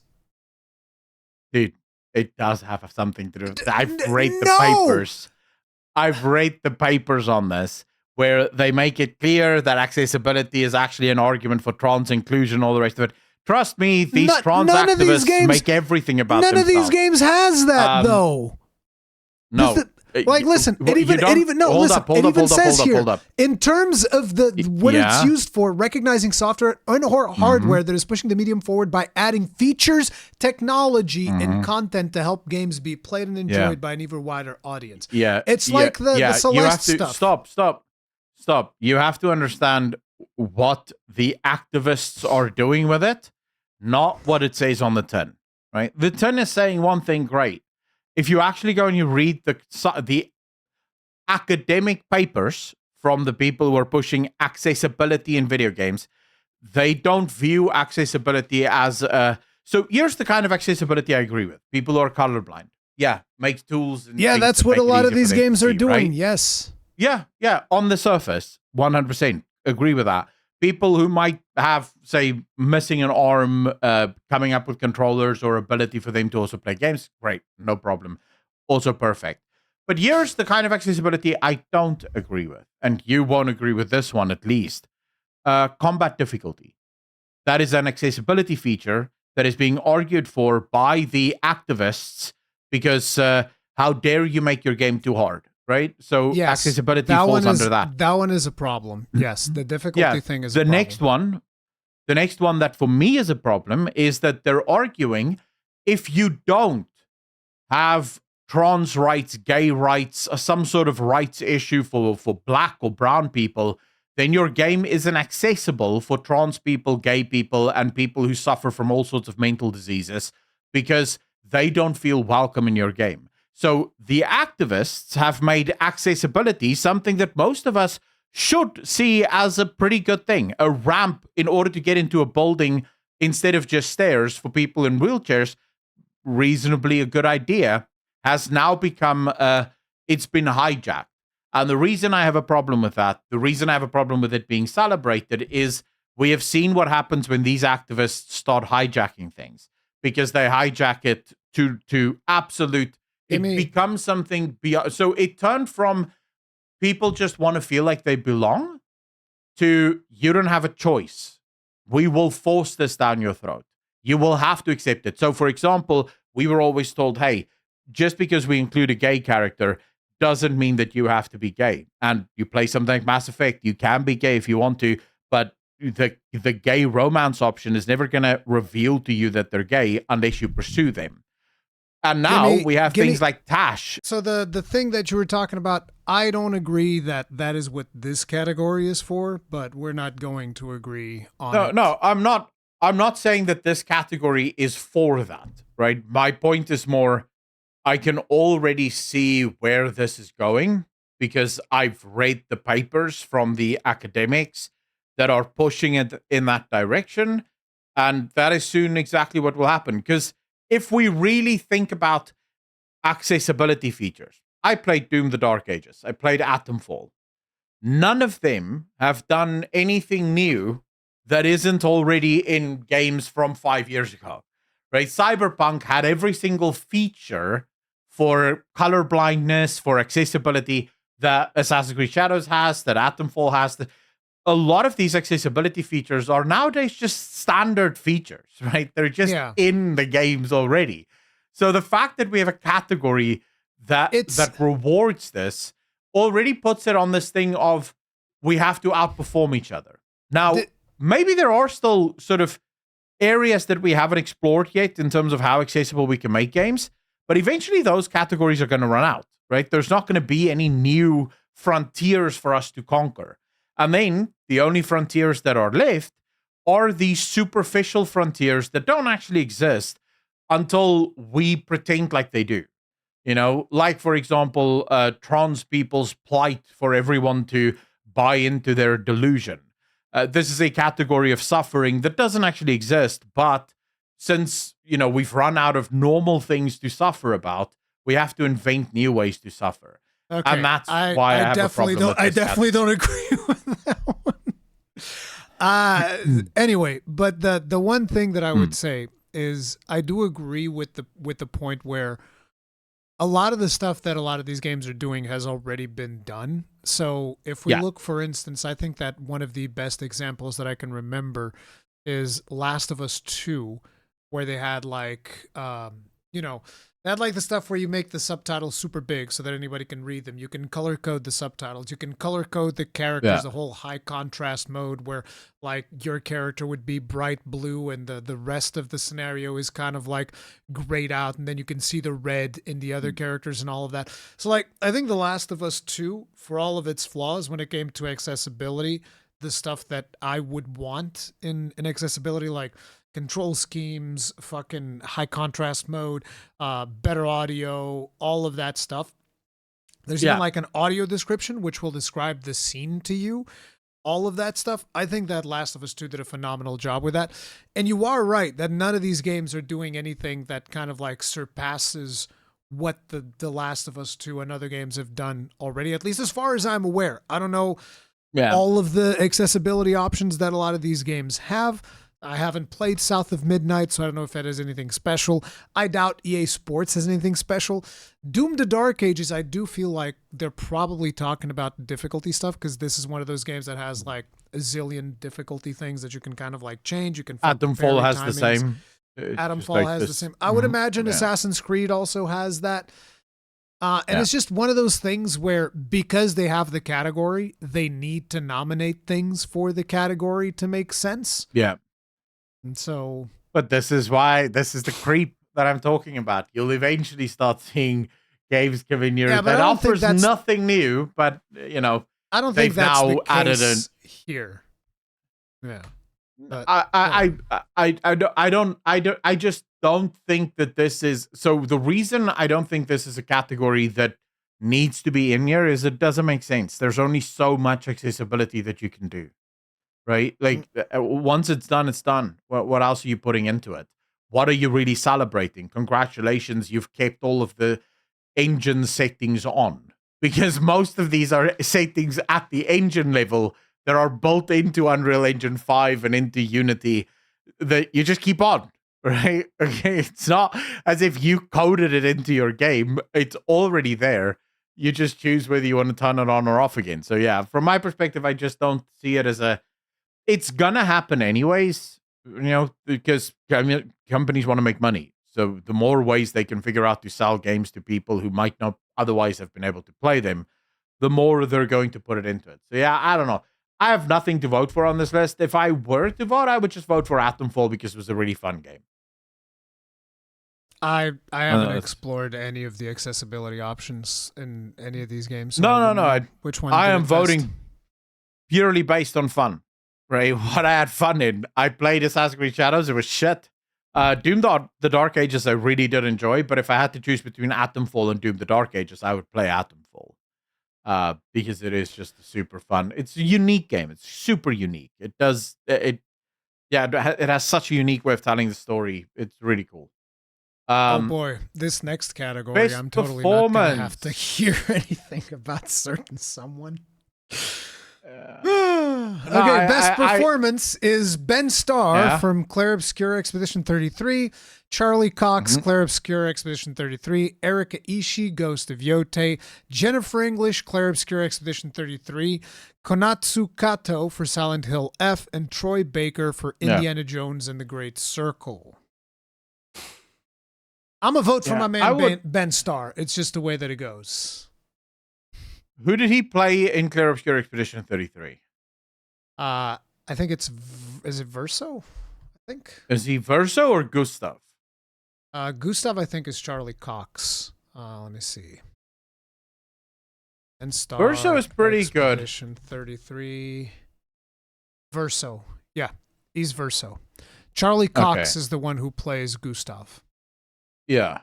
I would actually give it to Jennifer English.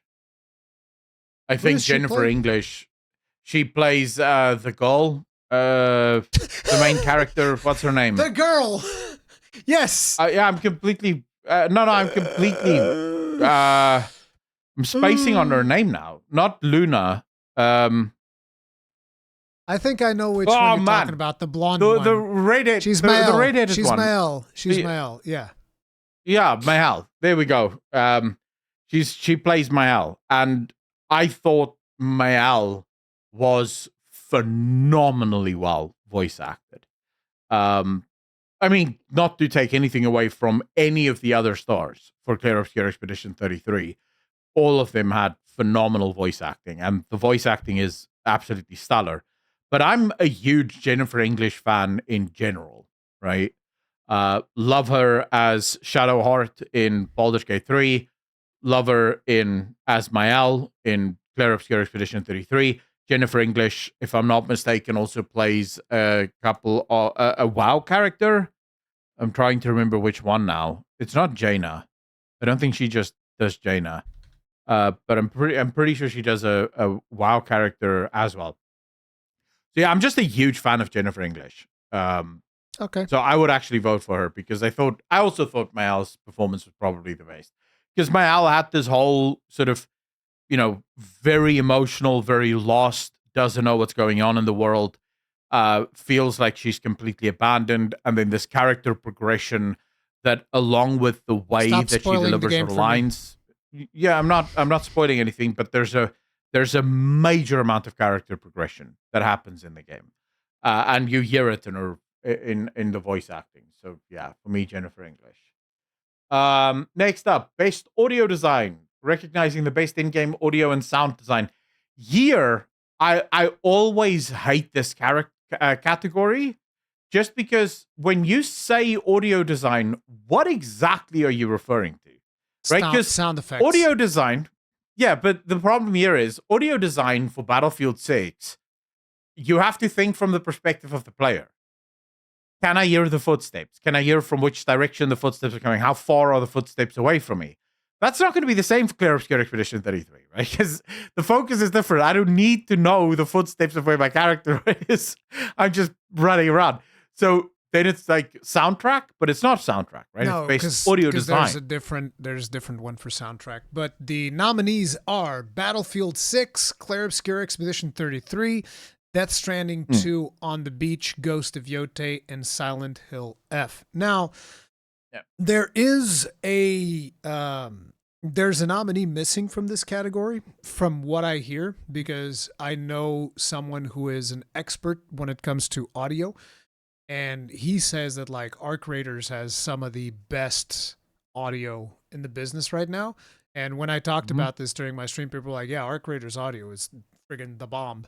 So the fact that Arc Raiders is not included in here is a little bit weird, especially when I have actual audio professionals, commending the quality of the audio of the game. So that one is a little bit weird. Battlefield in general usually is really good about audio design. The original Death Stranding, I haven't played Death Stranding 2 yet, but the original Death Stranding was excellent as well. So the music choices as well, because I just wanted to say, on Death Stranding 2, if it's anything like Death Stranding 1, which I want to agree with you on, because it's not just the soundtrack that was really good, but it's where the songs are used and how they're used. So sometimes you're on this long run, and the camera sort of zooms out and you just start hearing this music playing, and it just delivers this really relaxing feeling as you're sort of moving through the world. Such good use of sound, such good use of music. So I would probably vote Death Stranding 2 out of the candidates here, because I believe that probably Kojima just elevated that. And if he just built on top of what Death Stranding 1 was, it would probably just win out over all these other ones, in my opinion. But yeah.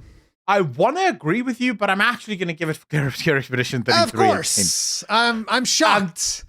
The reason for it is when you go and play Clair Obscur Expedition 33, the sound design, and I'm not just talking about the soundtrack, but the choice of music, where that music goes, how the music flows from, because there's constantly music playing. There's never a quiet moment in Clair Obscur Expedition 33, unless it's placed there purposefully, right? So they want that quiet moment to make you sort of feel alone. So that sound design and sort of soundtrack usage, but the way it flows from one to the other, right? So the way it communicates throughout the game to you, and then just the sound effects of the actual abilities in the game, how all of them sound different and sound super. When you're pulling off like a major combo in the game, you can hear it, right? And you feel good at it. Parrying, for example, it has this incredibly satisfying sound to it. And then when you finally parry all of the chains in the hit, the deliverance of your counter hit, it just feels so good. So I'm going to say Clair Obscur Expedition 33 because the sound does such an amazing job of just drawing you into the game and keeping you there. But I would say it's a close one for me. The only reason I'm not giving it to Death Stranding 2 is I haven't played it yet, right? But and I should just say this, if Death Stranding 2 is as good as Death Stranding 1, then my vote flips to Death Stranding 2. The only reason I'm giving Clair Obscur is because I've played it already, and I haven't played 2. Next category is Best Score and Music. We have Christopher Larkin for Hollow Knight Silksong, Darren Korb for Hades 2, Lorient Testard for Clair Obscur Expedition 33, Toma Ottawa for Ghost of Yote, Woodkid and Ludwig Forsell for Death Stranding 2 on the Beach. It has to be Clair Obscur Expedition 33. End of discussion. I haven't heard enough of the soundtrack of No, dude, come on. I'm gonna kick you in the balls, dude. Just go. You're not the only one. Like, but this almost feels like, in a lot of ways, the amount of pressure that people have given me over the years. Like, you gotta play it, you gotta do it. And it's like now you don't want to play it because it's not because of that. It's just like, if I just force myself to play it just for the sake of like, no, I have to, it becomes kind of like a job. It's like, I've done 3 streams of it. It wasn't successful in the channel. It just wasn't, like, you know. And obviously I had to cover stuff that works on the channel because otherwise algorithm usual shenanigans, right? So I wanted to play more. I liked it. It's just, I haven't had free time in my life where I can just go, oh, let me just play a video game in my free time. I haven't had that. It just fucking sucks. Okay. Real life's been kicking my balls. It is what it is. And yeah, I haven't had the time. I get that. But I don't even care about you playing it. I would say just go on YouTube and type in Clair Obscur Expedition 33 soundtrack. The thing is, you know the main theme, the one that goes like na, na, na, na, na, na, na, na, na, na. That one doesn't grab me at all. I know that a lot of people love that. It doesn't grab me at all. Like, it's not a flaw in the game. It's just not my style of music, right? So that's why I'm like, I don't know. I mean, I'll put it to you this way. My brother doesn't play Clair Obscur. He's never picked it up. He listens to the soundtrack of Clair Obscur Expedition 33 religiously. Yeah, he listens to it every single day while he's working. That's another thing. He just loves the sound. That's another thing. And this is one thing that I think that a lot of people tend to forget, which is a soundtrack has a meaning. And so I don't like listening to soundtracks before I've played through the game, because there are certain tracks that will add a meaning to a scene that will make a scene completely different if you don't know the soundtrack. That's one of the reasons why I haven't done it, because if I manage to find the time to play it, I want to experience that in the game. Because I remember people used to tell me all the time, oh my God, the soundtrack for Final Fantasy XIV is like the best thing ever. And then I would listen to it and I was like, I don't care. Like, whatever. It's not that big of a deal. And then I played the game and I was like, oh no, this is the best, this is the bomb. It's the best shit ever. Like, what do you mean? So that's the thing. And so that's the reason why I haven't gone and like listened to it. I fully understand that. Experience it in the game. Yeah.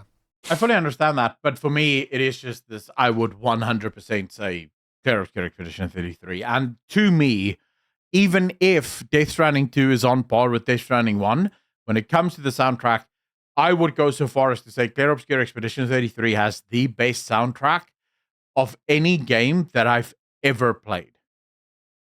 I think I might actually give it at least for me. Hades 2. Okay. Because the Supergiant, the people that work with Supergiant for those, they're usually like super solid. Oh yeah. I'm just like, doing a quick check. Yeah, I would give it to Hades 2 out of these ones. Okay. Because it's the one that's closest to my style. Yeah. Okay. The next one we have is based art direction. It is Clair Obscur, Expedition 33. Winner, Death Stranding 2, On the Beach, Ghost of Yotei, Hades 2, Hollow Knight, Silk Song. For best art direction, man, this is actually kind of rough. This is actually kind of rough. Can I tell you why I won't give it to Death Stranding 2? I don't care. No, but why I don't believe Death Stranding 2 should get it. Death Stranding 2. I'm not saying that I would choose Death Stranding 2. No, I'm not trying to convince you one way or the other. You're going to make your vote as you will. I know a lot of people will say, well, it has to be Death Stranding. Have you seen the graphics? Yes, it's realism. It's realism. Yeah. It's realistic. Super realistic. But there are 100 other games that look just as realistic. Cyberpunk 2077, same amount of realism to it. That to me isn't great art direction. That's just, okay, you have incredible graphic designers that made the game look as close to reality as is possible. I have no problem with that. But art direction to me takes a game in sort of like an unexpected way. And maybe I'm reading into it what I want to see in it, right? And other people are going to read their own stuff into it. But it does something so unique that you could not have imagined doing it this way, you know? Yeah. So to me, it would be between Clair Obscur and Ghost of Yotei. Ghost of Yotei has really good art direction as well. But at the same time, I'm thinking like, if I think Ghost of Tsushima, both of these are very similar. So if we're thinking about okay, which one of these innovates the most, I think that Clair Obscur 33 might actually, from what I've played, which I haven't even played that much, but from what I've played, I think it actually excels in there as well. Because like even in the beginning levels, like the level that seems like you're underwater and there's all of these crazy things going on, like I like that one a lot. I thought that one was pretty cool. And if they do more of that throughout the game, then it can easily take it, Oh, trust me, dude. Like, you have not seen anything yet. Those are child's play. But I think the thing that makes Clair Obscur Expedition 33 amazing as far as art direction, it is total absurdity, but it's done in such a way that you almost believe that it could be true. Yep. Because it's so absurd that it almost circles back to going, well, maybe this could be a real world. You know, which I think is just phenomenally well done. And everything fits. In its absurdity, everything fits. So yeah, I would give it to Clair Obscur Expedition 33. Best narrative. Clair Obscur Expedition 33. Death Stranding 2 on the Beach. Ghost of Yotei. Kingdom Come Deliverance 2. Silent Hill F. Now, sadly here, I don't feel like I can vote on this. Because of all these games, I have only played Clair Obscur Expedition 33. I'm a little bit sad that we didn't get another nominee here. I was actually looking over the stuff that I have played this year, and there is another nominee that I would put in here that I feel definitely deserved to be there, and that is Hell Is Us. The story of Hell Is Us. I never played. I didn't play Hell Is Us. Yeah, I would actually, if it was up to me to put another game in here that I feel is a bit snubbed, we had the game earlier. Oh, why am I spacing out now? Anyway, tell me why Hell Is Us. I'll remember now. Hell Is Us. The altars. The altars.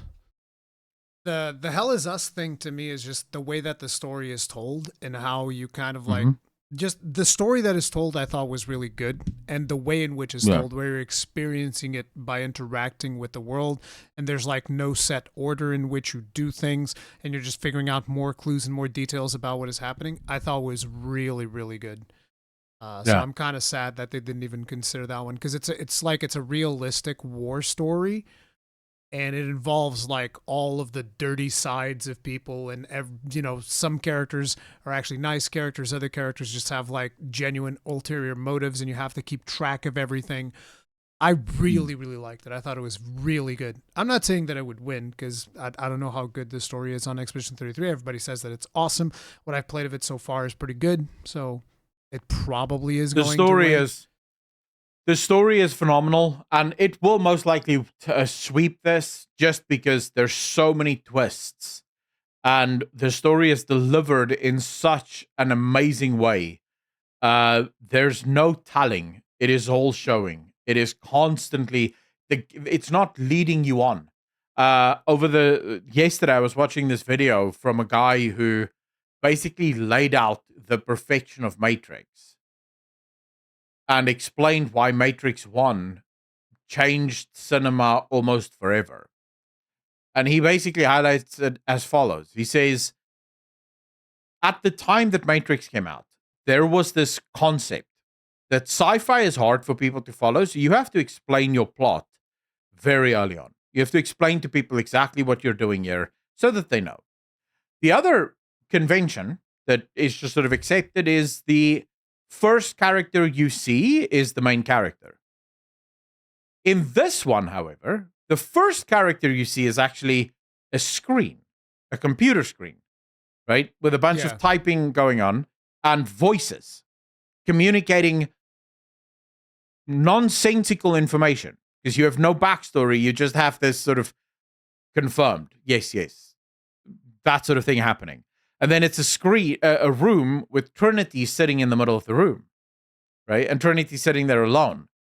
Then the police officers rush the room. Trinity stands up, and you still don't know anything. And then delivers the line from the agent that says, "No, detective, your men are already dead." That sets the scene again. How powerful is she? Back to her. Bullet time. First time bullet time is actually done. And you realize, whoa, wait, how can she do that? Like, how is she able to run against the wall like that? Right? So everything's shown. Nothing is actually told until much later on in the game. The movie never actually does. That's Clair Obscur Expedition 33.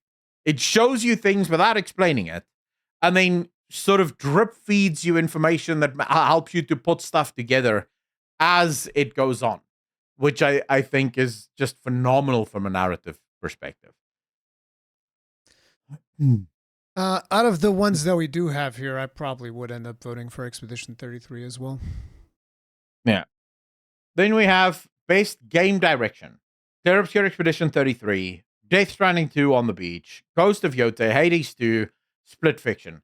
I will again just say that I technically can't comment on this, because when it comes to game direction, when it comes to things like narrative, for all of the other things like best art direction, I don't have to play a game in order to appreciate the art direction of the game, right? I can see a clip and I'd be like, oh, wow, that looks really cool. But when it comes to narrative, unless you've actually played the narrative, or at least parts of the narrative, how am I supposed to comment on how good or not good the narrative is? And the same is sort of true for game direction. Because I could watch a 10-minute gameplay video of Death Stranding 2 or of Hades 2, but that's not game direction. Yeah. I would have to play the game. Yeah. So again, I can just by default give this to Clair Obscur Expedition 33 because I have played it and I loved the direction of it. But it could go to Death Stranding 2. It could go to Ghost of Yotei. It could go to Hades 2. I don't know. In terms of game direction, I played Ghost of Yotei. I played Hades 2. I played Clair Obscur. And, I would give it to Clair Obscur for game direction. Yeah. Okay. And this is like with the knowledge of what I've have from the original Death Stranding. Mm-hmm. Yeah. So the only one that would be missing would be Split Fiction. And then, of course, the big one that everyone was hoping to get to, because this is really the only thing anyone cares about. Game of the year. Yeah. Clair Obscur, Expedition 33, Death Stranding 2, On the Beach, Donkey Kong Bonanza, which, by the way, I asked in my chat, is it really that good? And people were like, nah. I was like, okay. Hades 2, Hollow Knight Silk Song, and Kingdom Come Deliverance 2. Yeah. I mean, this one's going to be Clair Obscur, I would imagine. This one's kind of unfair. I haven't played all the other games, so I wouldn't know. Clair Obscur is the only one that I played, so. Yeah, in my opinion, Clair Obscur Expedition 33 is Death Stranding, and I think this is the reason Death Stranding won't win it. Death Stranding is an incredibly niche game. Like, so it is one of those love it or hate it kind of games. Some people are going to love it, but a lot of people are going to hate it because it is slow as shit, right? It's not the kind of game that drops you into the middle of the action. Although they say 2 is better, you have to play 1 in order to really appreciate 2. So, and 1 is slow, guys. I just recently started replaying Death Stranding 1. And, I mean, the first 5-6 hours, you're just on foot. It takes forever to go anywhere. Because, well, the game isn't going to rush anything. It's going to sort of introduce you to the world at its own pace. And you have to accept that, and I think a lot of people aren't going to play it. So I think Clair Obscur Expedition 33 is just going to run away with this one. At least in my opinion. And I think it deserves it. It is a phenomenal game. It's what Sven Vinke called out. This is the one. Sven Vinke called it out last year. There it is. It is what it is. Do what you love and do it well, And that's what they did. Will be the winning. Yeah. It's impressive. Really did it. It's impressive how you have your Ubisofts basically constantly, players don't want this, and there's like, who wins the game of the year? Shut the fuck up, old man. You shut your fucking pie hole. But it's interesting that Rurikhan mentions it here because that is one of the topics we have, and we're just going to sort of quickly go through a lot of this because we've already spent a lot of time, and I don't want this podcast to turn into a 3-hour podcast. But we'll quickly get to the news of the podcast. Ubisoft just again gets everything wrong. I thought in 2016 we had heard the last of these stalwarts of the gaming industry pretending like single player is dead. But it seems like every few years they come back and say, well, now, okay, we said in 2016 it's dead, but it wasn't dead. We said it in 2021, it was dead, it wasn't dead. But now we're telling you single player is dead. It is fully dead now. Yeah. Ubisoft is doubling down. They're saying players want multiplayer and they want, and here's the big one, unfinished games. Players don't want fully finished games. They want live service slop that just continuously builds on. The funny thing about this, Rurikhan, at the same time, a massive poll of like 38,000 gamers, right, are asked, or 33,000 gamers are asked, do you prefer multiplayer or single player games? And the majority go single player. And I'm shocked. 4%, it's 56% of gamers said we prefer single player games. But that's a 4% increase from 4 years ago with the same poll. So clearly the direction is going the opposite way of what Ubisoft seems to think the direction is going. More and more players are starting to appreciate, and it should just also be mentioned, if you focus on the West, that average is actually into the 60s. So in America, for example, it's like 64 or something % of players prefer single player. The country that brings it down a bit is actually China. The Chinese are the only country that actually prefers multiplayer over single player. Yeah, because they can pay to win. Yeah, so it's just insane that Ubisoft thinks this. This comes at the same time as Ubisoft delaying their earnings call.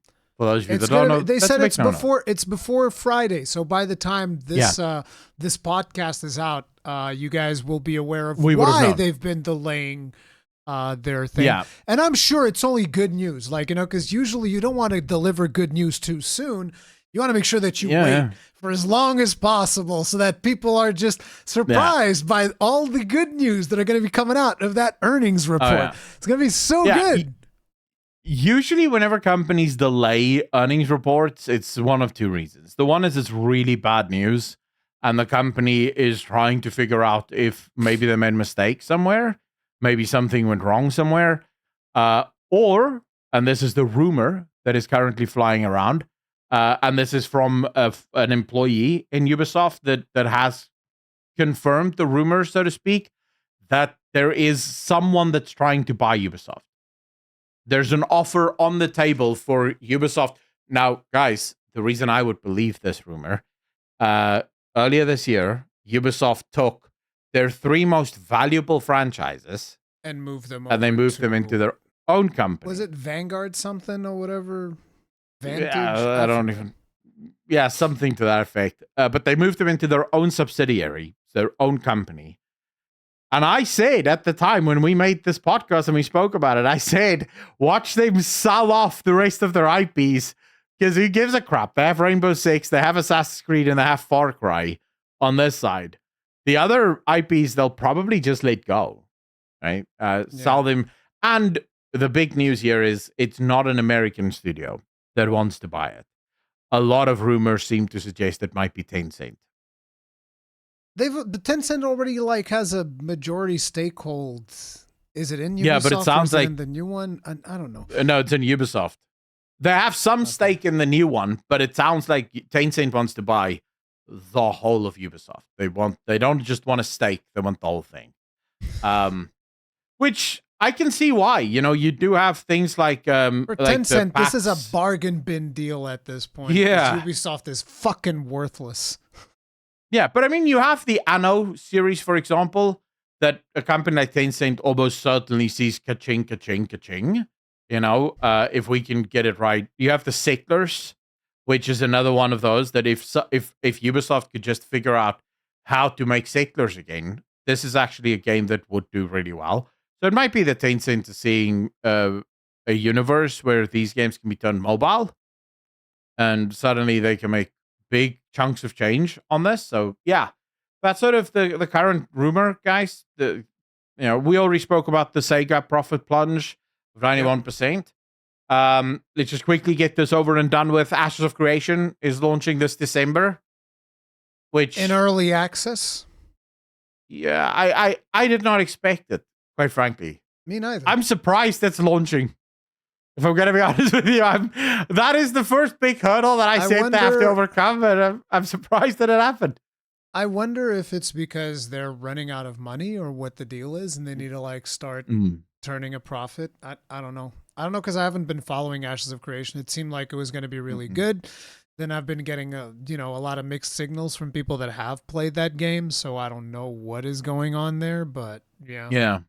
I personally, my biggest problem with Ashes of Creation is, and I've said this from day one, it's trying to be too much to too many people. And a game made for everyone is a game made for no one. Yeah. There's way too much that they're trying to achieve way too early on, in my opinion. If one thing goes wrong, and the fact that so much of this is reliant on other people also partaking in it, like the caravan system. Right? The caravan system sounds great on paper. Doesn't work but if what there's do not you enough do? Players. Yeah, well, what do you do if there's a ton of players, but not a single one cares about the caravan system? Because a big part of the economy of the game is based around this caravan system, but players just don't care. Nah, don't care. I don't know. Okay, great. So I personally think the way this should have been done is choose your 3 or 4 core systems, put them, launch that with your game. Yeah. Yeah, and then see what your players enjoy, and then add features that sort of play into what your players enjoy. Maybe that's why they're launching it in early access, so that they can get a feel for what is. But honestly, I have no idea what's happening with that game because I haven't seen or heard that much about it until all of a sudden it's like, we're releasing in early access. I was like, oh, that's unexpected. I assume that the business model is going to be a purchase with... Is it purchase plus sub? Because I'm pretty sure there's a sub. There's a sub, yeah. So there's going to be... I'm not sure if they will charge the sub for early access. I'm not sure if there's purchase. I think it might just be sub. I think he said no, something. actually, yeah, they did say, I think it's free to play, or pay to play? No, it's not free to play. I think it's it's pay to play. But I think it's just sub. I don't think there's like a purchase. I'm not sure. Yeah, as far as I know, that's called pay to play. So you have buy to play, which is I'm actually going to go on Steam. You buy the game, you can play it. Launching on then you Steam. have pay to play, which is usually sub based, and then you have free to play, obviously. And I'm pretty sure they said it's pay to play. I just don't know if you're going to get away with charging a subscription for early access. That might be a bit of a Ashes of Creation on Steam. It just says planned release date. It doesn't say anything. Early access to alpha. We're currently in alpha 2, so this isn't even like permanent progression. It seems like. No, it seems like I personally think if they're gonna go early access, I would go free. I would do early access and free to play. Have a cash during up. Early access, Ashes of Creation will be offered through a purchase that grants access to all upcoming testing phases, helps cover realm and database costs. So wait, this is the same thing that they've been selling on their website. They're just doing it on Steam. Yeah. Well, but I think it's going to be, I think it's actually what you just said there. It's probably going to be similar to Path of Exile. Path of Exile also sold, access to this first phase. So I think it's going to be the same as that. If you want to play early access, you pay $30 and you get access to the early access. And then once the game goes live, it'll switch to a subscription service. Alpha is not a guarantee of an interrupted progression. Your characters and servers may be wiped, which they absolutely will be. Oh, yeah. Yeah, so it's like you're just basically buying into testing. My personal opinion, this is them most likely running out of money. Yeah. Most likely needing a new cash injection. And this will be the thing that sinks the game. Early access destroys more games than what it saves. It does. Unless you are very lucky. By the time, unless you launch in such a state that people absolutely adore what you've offered them, if people log into an early access game and it's just dog poo, the chances of them coming back is very limited. Like most people just sort of leave and never return. So, I hope that they do well. Like, I don't have a lot of faith in the game, but I do hope that they do well. Because you don't want to see people suffer, right? You don't want to see people lose tons of money. So, hopefully the game does sell well. It's never going to be a game that gets 10 million players. Anyone who thinks that that's the case, even Steven Sharif, the owner of this company, admitted that this is probably going to be a 1 million player MMO. He said that that's their business model. It's a 1 million player MMO. So yeah, we'll see. Then one last story here, and there's a lot of things we can't talk about here for YouTube algorithm stuff reasons, but a Norwegian man was arrested for playing a lolly game. That's such a strange thing. Yeah, the game is called Dore to no Sekatsu. Never heard of it. Yeah, I have no idea what it is, but it is a visual novel. It was 2015. The developer Freakily Charming released what is now considered a classic in the world of adult visual novels. Now, I will just say, this game, in my opinion, goes beyond just what people like to. I already feel a little uncomfortable with lollies. I feel a little uncomfortable. Does it go a little bit beyond? But she's a 2,000-year-old dragon. Yeah, but for me, it's just sort of this thing of, I understand the argument that a lot of lolly players make, which is, well, they look like kids, but they're not kids, right? And I understand that, but my thinking is always, well, what is the, if you are someone that struggles with this, why are you playing the game? Right? Is it reasonable to assume that a pedophile might see that? Well, actually, look at what you just said. That's the YouTube algorithm right there. Boom. Let's just be quiet for a little bit and pretend like I didn't just say that. Man, good job. That is so annoying. It's the unmentionable word. And it's not that I have a problem with the word. I think this is something that we should be allowed to speak about. It's just that you mention this word and your video just disappears. right? But if I look at this game, that is a child. Yeah, I'm looking up. I started looking up the news for this, and in one of the articles, there's like screenshots. It's like, bro, that's a child. Yeah, this is messed up shit. Yeah, and it's this whole story of this girl that is abused, and then you feed her, and all the rest of it.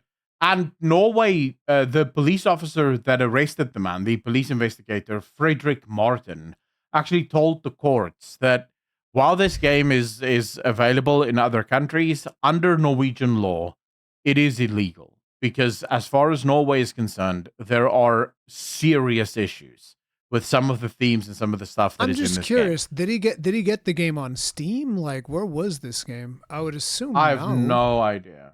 They don't mention where he got the game, at least not from the article that I have in front of me. What I do know is that it was the National Center for Missing and Exploited Children in America, the U.S. organization that alerted Norwegian authorities that this man was playing the game. And from what it sounds like... Wait, how do they know? They have ways of knowing. But from what it sounds like, they actually also found a bunch of other illegal files on his computer.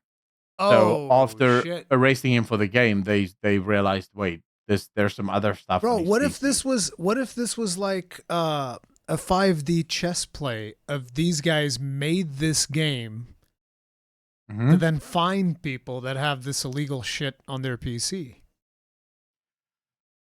It's entirely possible. Right, it is entirely possible, and it sort of tracks with the CIA and all these guys and how they tend to do their business. But I mean, they have so many other ways. So, for example, there's an entire database monitored in the US of you know how every picture has like every single image on the internet has like hash data. Yeah, like, there's a specific metadata file name. But there's a specific name attached to every single image. Even if you change the name on your PC, that is the name of that picture. It's sort of baked into it.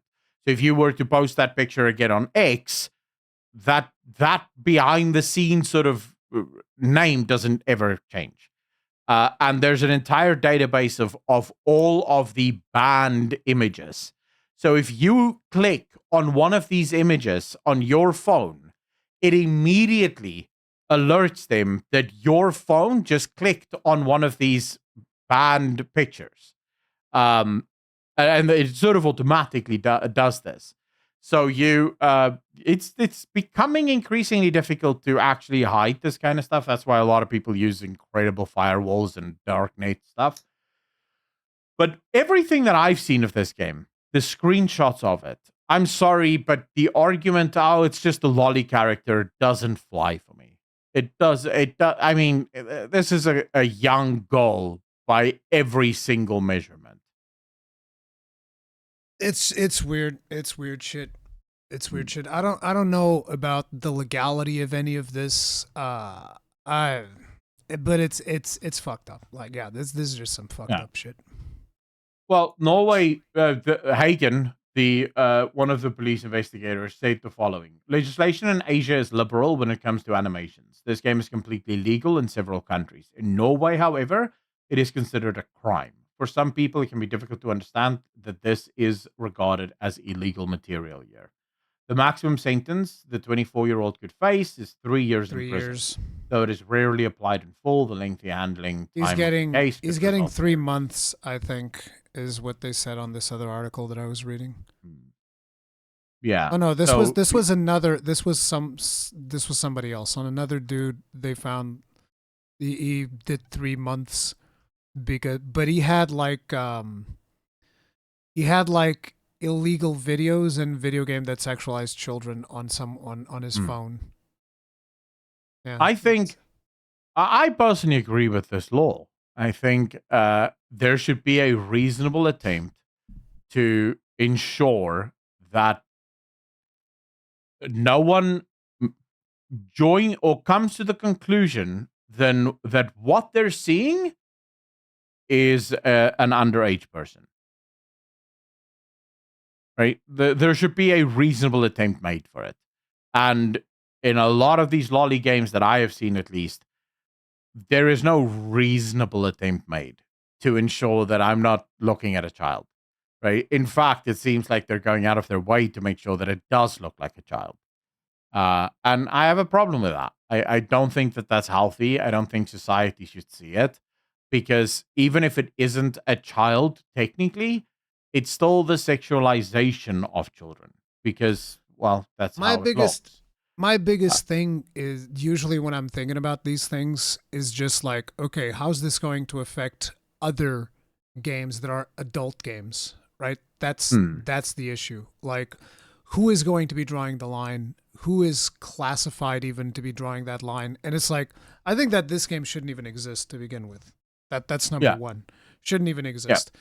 But the game does exist, which fucking sucks. Because I'm even just like looking at these pictures, like this character, is that blood? She's covered in blood. Yeah. Like this is just so beyond fucked up. Blood and bruises and yeah, it's just blood, bruises. She's crying blood. It's like I don't know, man. It's just fucking really weird. So it's like, yeah, to me, this game, just looking at it, I just feel like it shouldn't exist. But how is this going to be used in order to censor other adult material that might be perfectly legal? That is the issue. I just love Eric Honahagen, the investigator, his description of the game. He called it vulgar Tamagotchi. Vulgar Tamagotchi, yeah. Which is, from what I'm seeing here, at least, it's because supposedly exactly you feed the girl or whatever it is. It's just like, bro. Yeah, you have to feed her, you have to talk to her, you have to be kind to her, you have to pet her, and then eventually, you have to abuse her. Well, the thing is, as the relationship gets closer, it turns sexual. So you start doing sexual stuff to her. It doesn't say it ever as explicitly sexual, but the way you do it, it's clear this is sexual. Right? You're doing sexual stuff to this girl. And I'm just like, no, that is where we should be drawing the line. But anyways, speaking of drawing the line, on the last topic of our show today, you recently played Where Winds Meet. Where Winds Meet. So this was a lot of people were saying, oh, you should check it out and whatever. And it's like, I've always been extremely hesitant because it is published by the skin job company, NetEase. Mm-hmm. So whenever it comes to that company, I'm always waiting for them to turn the screws. But if you are going to play a free-to-play game, the best time to play it is when it launches, because that's when they're going to be at their most generous. Yeah. And it's like, the thing that I would say about Where Winds Meet is I think the combat's pretty fun for what is essentially like a single player MMO, because that's kind of like how you play it. It's an action-based single player MMO. You can also play it multiplayer, and there are like raids and boss fights and all of that stuff. But it plays very much like an open world game. And it's interesting because there are some things in there that I find to be very fun, but then it just almost feels like it's one of those situations where, oh, you want to do the fun thing? Okay, you gotta eat your veggies first. Right, you got to eat your veggies before you get to enjoy your steak.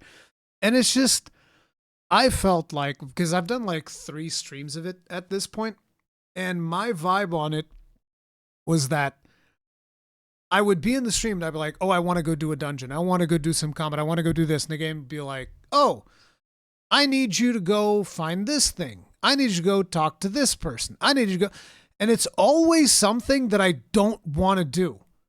Yeah. It just keeps sending me on all of these errands. And then there's like a million different things that you got to keep tabs on. Like, oh, you should be doing this thing so that you get this resource, so that you can do this other thing, so that you can get this other resource. And there's, the usual stuff that you get on a lot of these live service games. There's 3 different currencies that you get from playing the game, and different currencies unlock different things in different stores. Then there's a battle pass. And then in terms of your character progression, there's this mystical arts thing.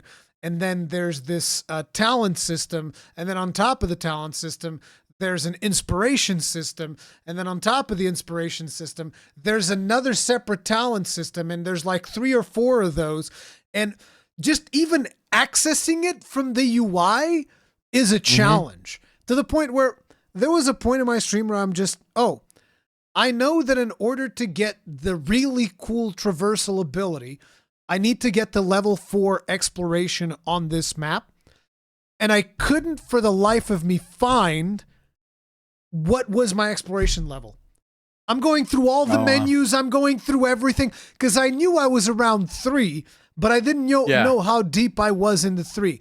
And navigating that UI is a nightmare.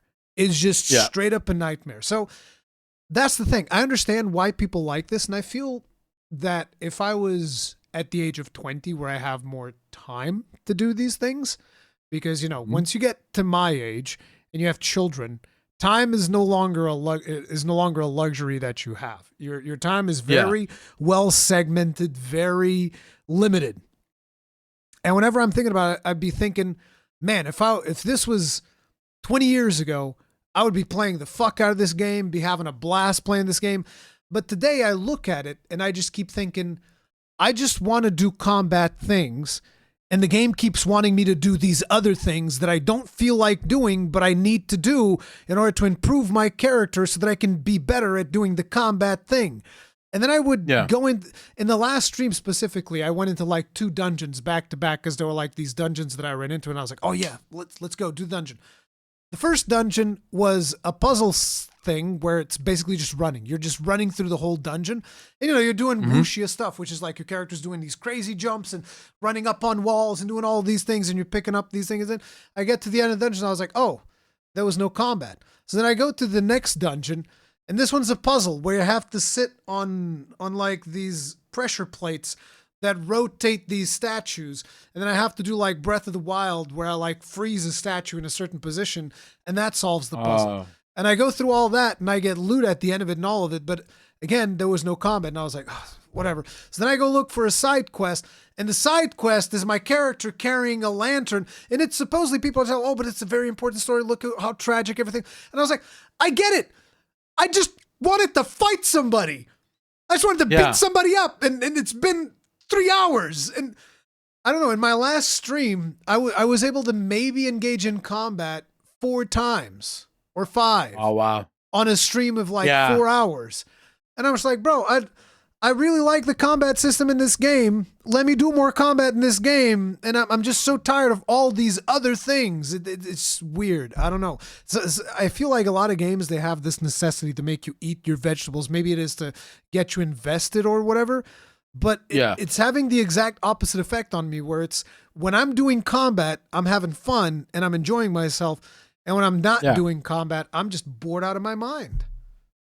Yeah, I think it has to do with trying to game the psychological makeup of humans, where you give someone something that they like, then you give them a bunch of stuff that actually sort of annoys them, then you give them something they like again, and so psychologically, like the TikTok algorithm.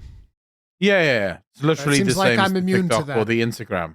The problem is that most companies nowadays are just really bad at it. Right, so they understand the basic concept of how it's supposed to happen. They just don't really know how to do it successfully. But the idea is every single time I give you a cookie, you're willing to go even deeper. Right, so I'm taking you deep. I'm taking you into the darkness. I'm giving you a cookie. Next time you'll go even deeper into the darkness. Get into the van. So I can hook you into it, right? But the problem is if you do this badly or if you rush this, what ends up happening is I get off. The next time you offer me a cookie, I go, well, thank you. I'm just going to leave now because I don't like the darkness. Your darkness sucks.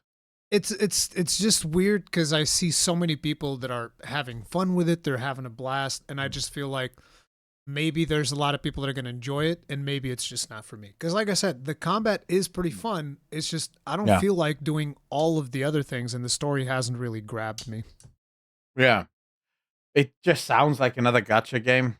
If I'm honest with you, it sounds like one of those games. It's whenever I see multiple currencies in a game, I immediately know, oh, gotcha. In other words, because I mean, the only reason you're giving me this many currencies is gacha, so that you can sell me some of this stuff. The gacha in this game is just cosmetic. So there's no gacha characters. There's no gacha for now. I mean, yeah, sure, but the game's been running for a year in China and they haven't done anything that is shady, is my understanding. Because like I actually watched the video on somebody that spent like hundreds of hours playing the Chinese version, and they were breaking down all the things. This game has a stamina system. So for instance, let's say you want to go do a raid that uses up like 20 of your stamina, and your stamina recovers at, I don't know, it seemed like it was a reasonable rate. I'm not 100% sure, but basically it stops you from like throwing your life away, just repeating raids over and over and over. And that would be the one advantage that you can buy, which is if you buy the battle pass, on the premium track, there are a couple of stamina refreshers more than you can get on the free track, but you can't whale on stamina refreshers. You just get the extra ones from the battle pass, is my understanding. So in terms of how fair it is when compared to other games, it actually seems like it's pretty fair. But again, I've only played a bit of it, and I saw videos of people explaining like the monetization on it or whatever, and it seemed like it was pretty fair in terms of monetization. It's just like I said, I just find a lot of the chores that they expected me to do in order to progress my character, I found those boring. Yeah, no, I get that. I just sort of know whenever I see multiple currencies in a game, I know exactly why that's there. It's in order to prepare me psychologically for even more currencies, or the ability to buy a lot of these currencies in one way or another. Because that's the only reason you would. Though. You can't buy them, is my understanding. Like, you have a lot of currencies, but you have to earn them. The thing is, they limit how many you can earn per week, so that you're motivated to like, oh, I should go do this thing. I need to go do this thing now, so that I keep up with my daily logins and I keep up with my weekly activities. And I keep, it's doing that. That it is doing, and that's just something that, I don't know, it just doesn't appeal to me that much anymore. Again, it's all part of the psychological game, right? I don't have to sell you that specific currency in order to utilize that currency in order to sell you something else. But multiple currencies are almost always, to me, just like, you're trying to sell me something, even if it's not obvious what you're selling, these currencies are helping you get there. Because when you actually think about the intricacies of currency design in a video game, it's almost always going to be easier to just have one. Just have gold and be done with it, right? The fact that you have multiple tells me you put some effort into designing these currencies, and it wasn't just because you liked the look of them. Yeah. You wanted to sell something here. It just ends up being confusing because, like, this currency is used on this store, and then this currency is used on this other store. This gives you this cosmetic. This gives you that cosmetic. This gives you this mystical thing. This gives you that mystical thing. And then there's the mystical thing for inspiration, and then you can have 4 slots for the mystical. And then there's the fucking talent system, which unlocks things for you to be able to, like, your talent system unlocks your action bars. To give you an idea, so like your action bars are locked at the start. You can do like 1 normal attack and 1 mystical art. And then you have to progress through your talent system in order to be able to, oh, now I can do heavy attacks. Oh, now I can do 2 mystical arts as opposed to just 1. And it's just, I don't know, there's too much of it. It's too much. I'm a boomer, okay? There's too much. There's too many different progressions, and they're too confusing. Yeah. But hey, it is a game from China. They seem to love their, over-designed video games. A lot of games from China, not all, there are games that isn't like this, but there's so many games from China that I've seen where it's just so blatantly over-designed, and you just sort of go, bro, you guys could have put a lot less effort into all this bullshit, and it would have been just fine. But maybe that's a cultural thing, maybe culturally the Chinese tend to love the have you seen their language? Of course, they're like over complex shit. They have a language that is nearly impossible to read or speak. So yeah, that kind of makes sense. I'm sure it's easy for them. What do you mean? I doubt it. I have a friend who comes from China, and she told me most of them can't even read their language. Like, they can read the basics, but there's thousands of characters. And they don't necessarily know what each of those characters mean, right? So they know the basic stuff, the stuff that you're supposed to know. But like when they type to each other, they tend to use the normal alphabet, and then it just changes it into the weird Chinese signs. Because to actually type those signs would be impossible. because most of them don't know how to write those signs. Sorry, they know how to read it, they can't write it. Okay. That's how complex it is. They can read it, but they can't write it. So they type with a normal alphabet, and then as they type out the word, it changes it into the Chinese character, so they can read the character, but only like scholars and shit can actually write the characters. Oh, it's just like, wow, okay. It's just an insanely complex language. But it kind of makes sense. They have incredibly high IQs, and I've always thought that it's probably part of it. The voice acting, English voice acting, is terrible. No, it's really, really fucking bad. That makes sense. Actually. Yeah. But okay, guys, that's it. That's the end of the show. It's been a fun one. I hope you guys enjoyed it. You know, I really hope that you guys enjoyed hanging out with us, and that hopefully we'll see you guys in the next one. If you enjoyed the podcast today, please remember to hit that like button, hit that subscribe button, and share this video, this podcast, with as many people as possible. As always, Rurikhan, thank you so much for joining me. Ladies and gentlemen, have a wonderful weekend, and we'll see all of you in the next one. Peace.